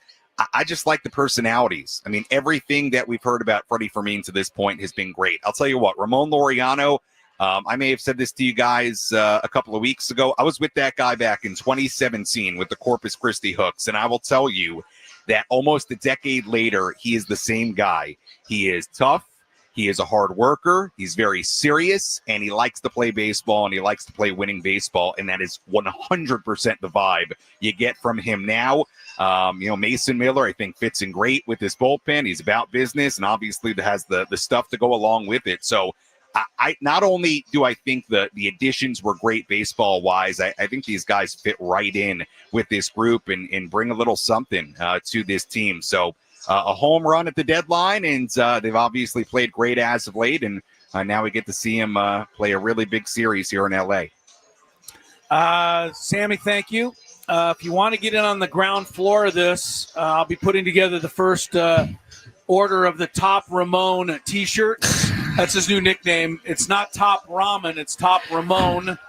Sam, literally two people raised their hand that they liked it earlier. People are loving this new nickname, Sam. I want you to get in on the bottom floor and, let me know what your size is, and we'll take care of you. Tell Ramon I'll send him a couple. Okay. You know what? You know what? Hey, you send these guys T-shirts to the clubhouse. You never know. They wear them. Right? I mean, Ben and Wood sends T-shirts. These guys wear them, so don't be afraid. They do. Yeah, don't hesitate. It's amazing, actually. They will wear anything you send them, pretty much. So I need to get him a Skraby shirt then. Hey, Sam, thanks so much. As always, we appreciate it. We'll hear from you in a little bit with the pregame. All right, guys. Thanks. Sammy Levit at Dodgers Stadium. Sammy, he's got the pregame show in about 25 minutes. We got our visit with Nestor Cortes coming up. Stick around for that as we get ready to wind down here at Islands, and prizes still to give away.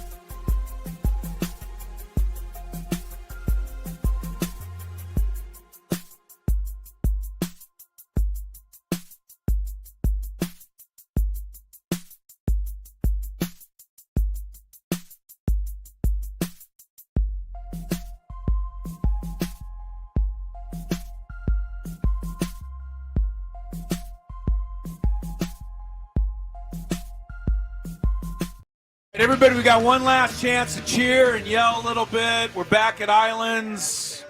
That's your cue. We've had a really good crowd all day long. Everybody's been hanging out. Everyone's sticking around. We know what you're sticking around for, and we appreciate you not caring so much about winning the Fernando Ball and actually just sitting here to support us and the show.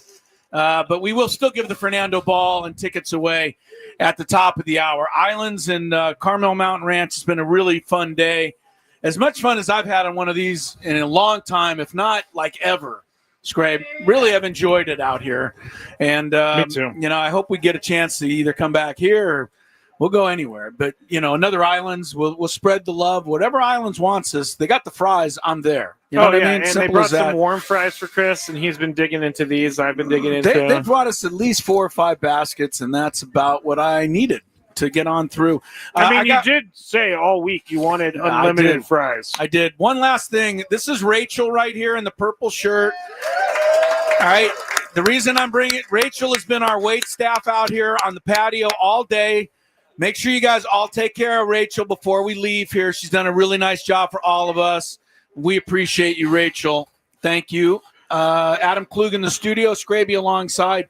Tony was with us earlier when we visited with Nestor Cortez. We'll give you a chance to hear that. And then before the end of the show, Fernando was addressing whether or not the beanball wars are over between the Padres and the Dodgers. Yes. We'll let you hear that.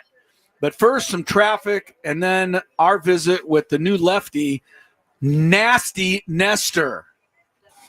From the 855 Get Ross Traffic Center, protecting San Diego after accidents or injury, here's Kelly Danick. Traffic is sponsored by Robert Half. Busy afternoon on our freeways. South on 805, an accident near Balboa. It's over the right shoulder. Also eastbound 804 Spring Street collision, not showing up lanes are blocked. Also collision on the Waring Road off-ramp of westbound 8. Northbound coastline just before La Costa, accident being moved over to the right shoulder. At Robert Half, they found that 67% of companies want to increase contract talent. That's why the recruiters' expertise and award-winning AI work quickly to find the candidates you want. At Robert Half, they know talent. Visit roberthalf.com/talent today. I'm Kelly Danick with Gwynn and Chris, San Diego's #1 sports station, 97.3 The Fan. Nestor Cortez, our Friar Friday interview. Padres, Dodgers. First of all, Nestor, thanks so much for your time. I know you're got a lot to do today. I know the fans appreciate you joining us so they can get a chance to meet you. How has your time with the Padres been so far? So far, so good? It's been great. Ever since I came over, guys been welcoming and organization has been great. So I'm happy to be here. Nestor, obviously it took a little bit of time for you to get right and get on the mound. Your first couple starts here have been, I think, excellent. How are you feeling? I mean, it's been a long rehab process for you. How are you actually feeling on the mound?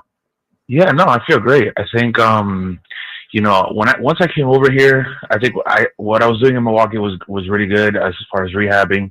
But, I think what really took me over the top was when I came over, these guys understood, what I was dealing with. And I told them kind of what I was doing to get right. And I think it's been a team effort here. They've tried to do everything on me. We're doing a lot of rehab work in between starts and just making sure I'm ready for that fifth day.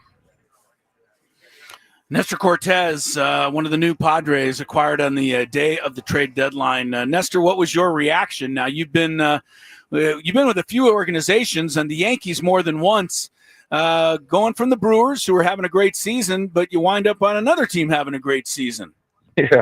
Yeah, no.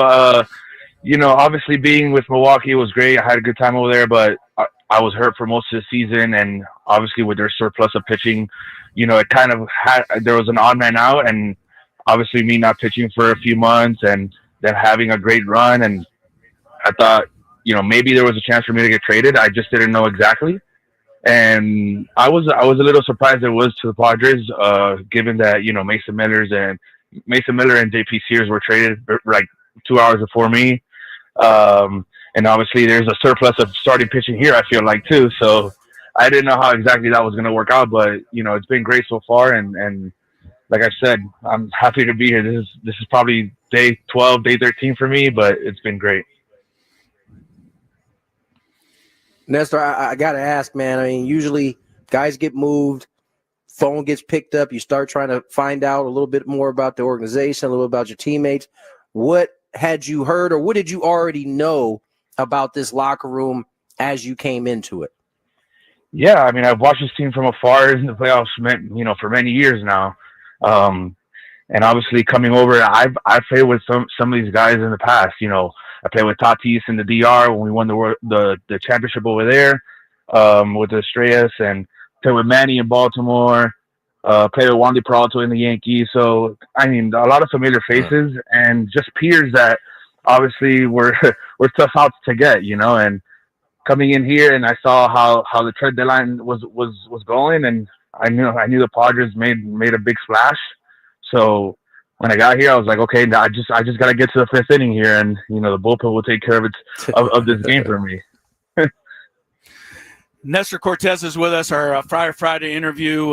Dodgers, Padres getting ready to kick it off this weekend. Nestor, the 2025 has already been a great year for you, your personal life, you and your wife having your first son this year.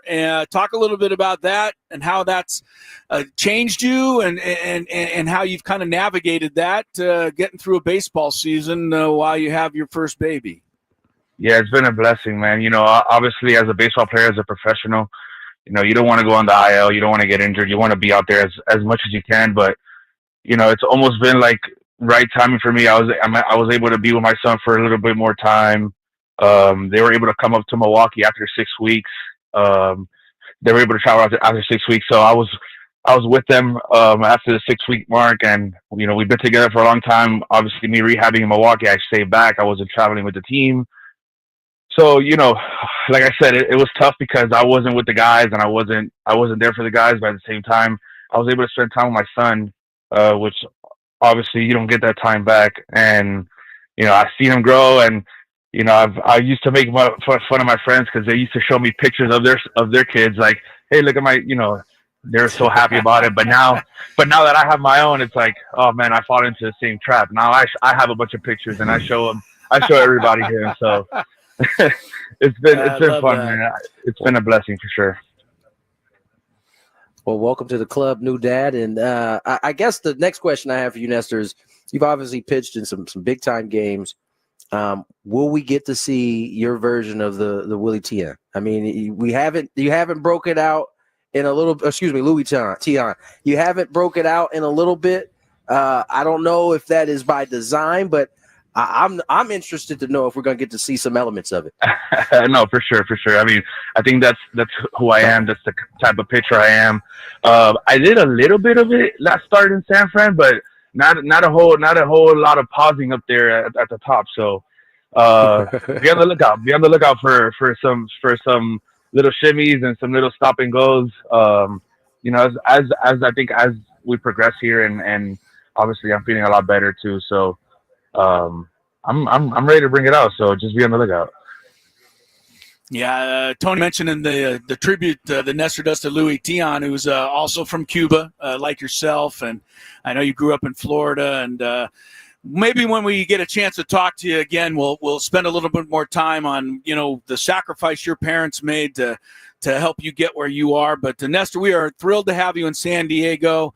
I know that your nickname is Nasty Nestor. You don't sound nasty to me. You sound like a hell of a nice guy, and we're glad to have you, sir. Thanks so much. Thank you. Thank you so much. I appreciate you guys.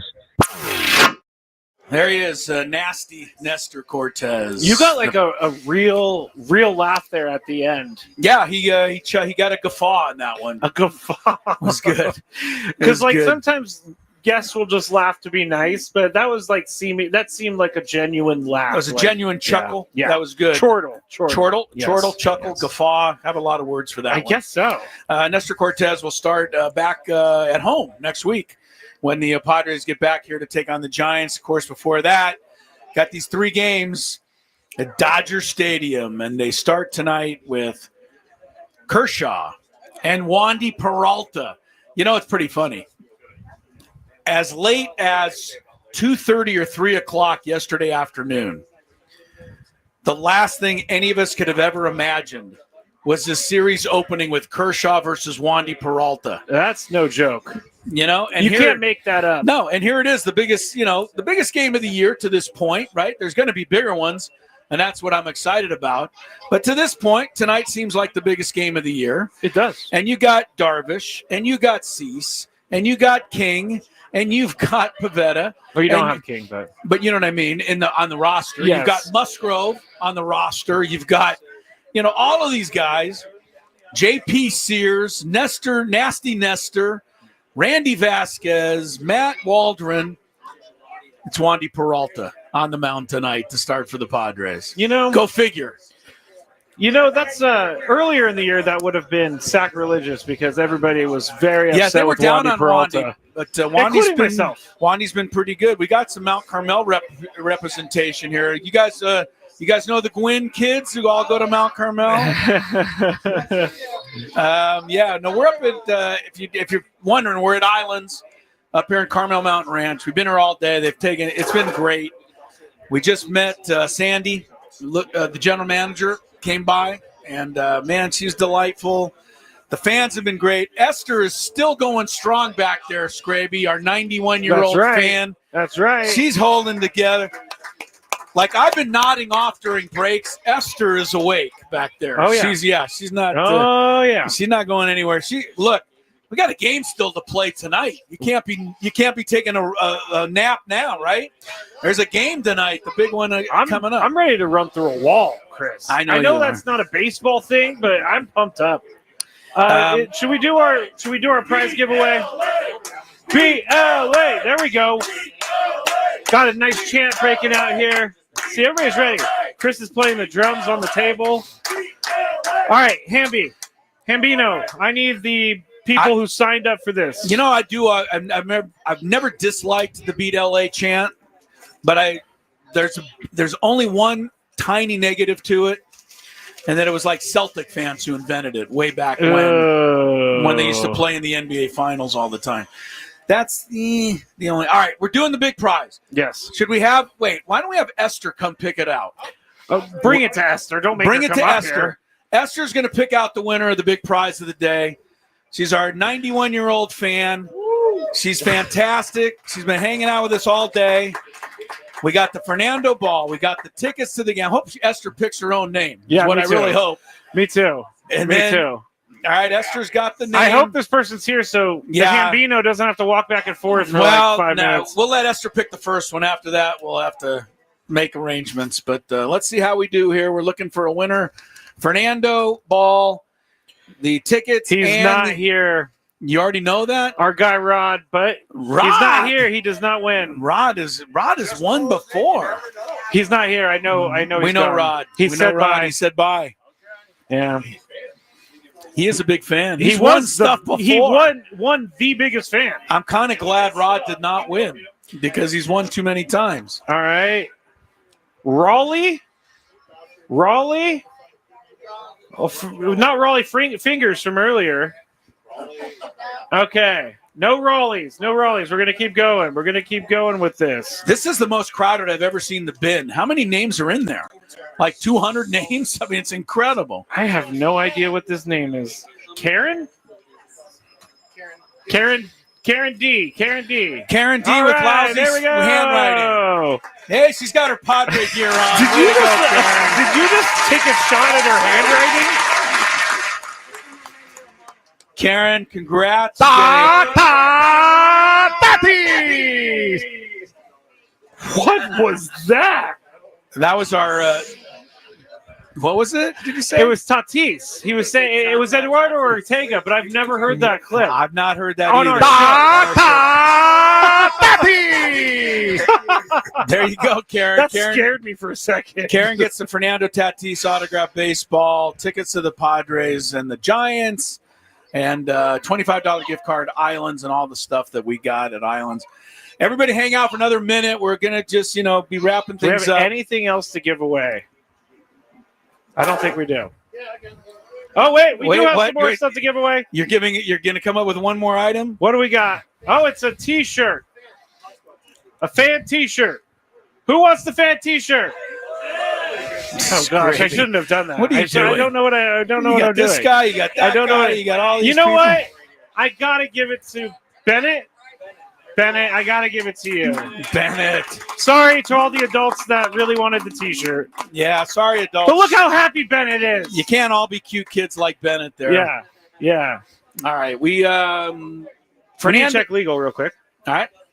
Go ahead. KWFN and KWFN HD1 San Diego. What's up, guys? It's Braden Soprenet. This show's all about you. Your calls, your takes, your voice. Let's talk. Weekdays, 10 to 2 on 97.3 The Fan. And Odyssey Sports Station. All right, Fernando Tatis Jr. will be leading off. He'll be the first guy up tonight when we get this series started. And Fernando was right in the middle of it when the Dodgers and the Padres got together last time in L.A. And it's because he kept getting... Yes, sir. Yes, That's sir. right. Skraby, excuse yourself. It's getting late in the day. It is. Oh, God. my! Jeez, That Adam's was terrible. oh, come on!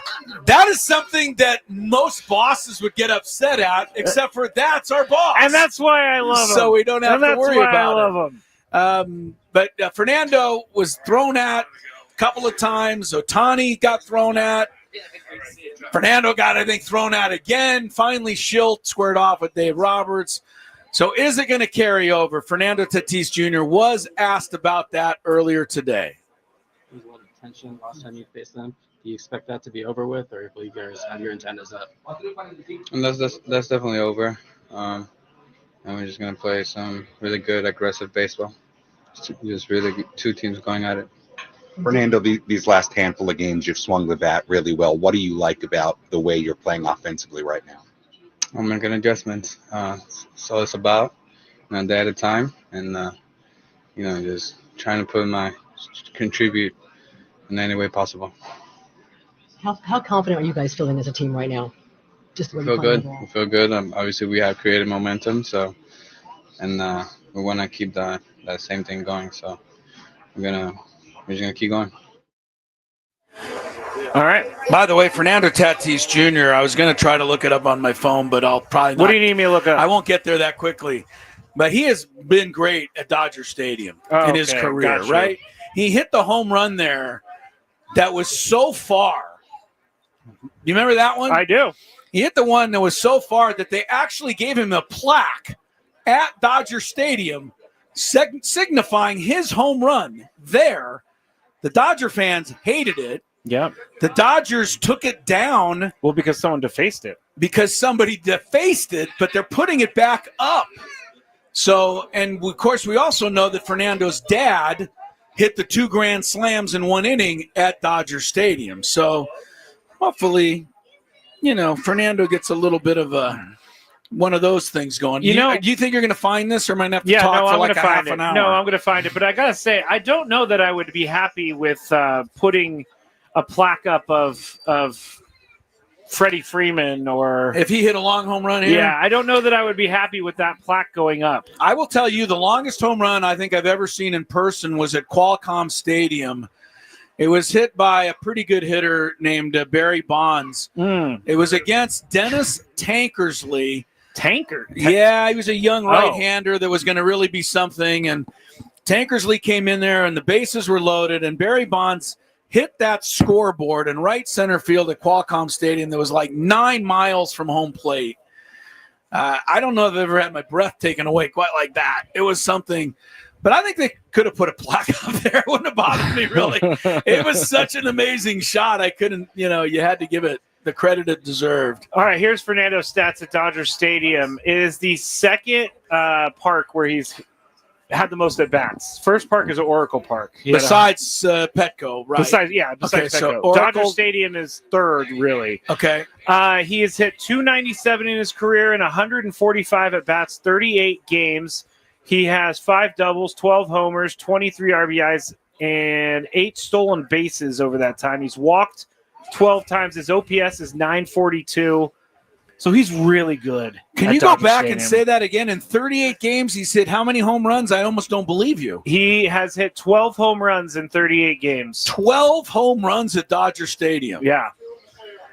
Here. Here is to right. a couple more of those tonight. Then you know, I do you believe him that it's over and done with the beanball? No, I don't. I believe that that's what he needs to say, and Fernando's good at that. He is good at that, but I hope it's not really in the back of his mind. I want him to just be, clear-headed and attacking the baseball. But if anything comes close to Fernando tonight, it's going to be on again. Yeah. That's just going to be what happens. The Dodgers, I said it earlier, I don't really want anything to happen because I want the Dodgers are a sleeping dog right now. Let them sleep like Lucky until we leave town. But I don't think it's beyond Dave Roberts. You said it earlier, to maybe incite a little something just to try to light a fire under his own team. Those don't work for me anymore. The whole sinister sling last year. Come on, Dave Roberts. Get your team to play better. The sinister sling, according to Dave Roberts, was completely made up to motivate his team. I know. He swears that it worked. It may have. They won the World Series, but it's not good to throw Manny Machado's name under the bus for no reason. I tell you. Thank you to everybody who came out to Islands today. Appreciate you. Thanks to the great Hambino. Thanks to Adam Klug. Adam was back in the studio. He's very, very nice for helping us out. Did Thanks everybody make sure you tipped Rachel before you go? Yes. And we'll see you the next time. I know we're going to do something like this for the playoffs, so we'll see you all there. Are we out of here?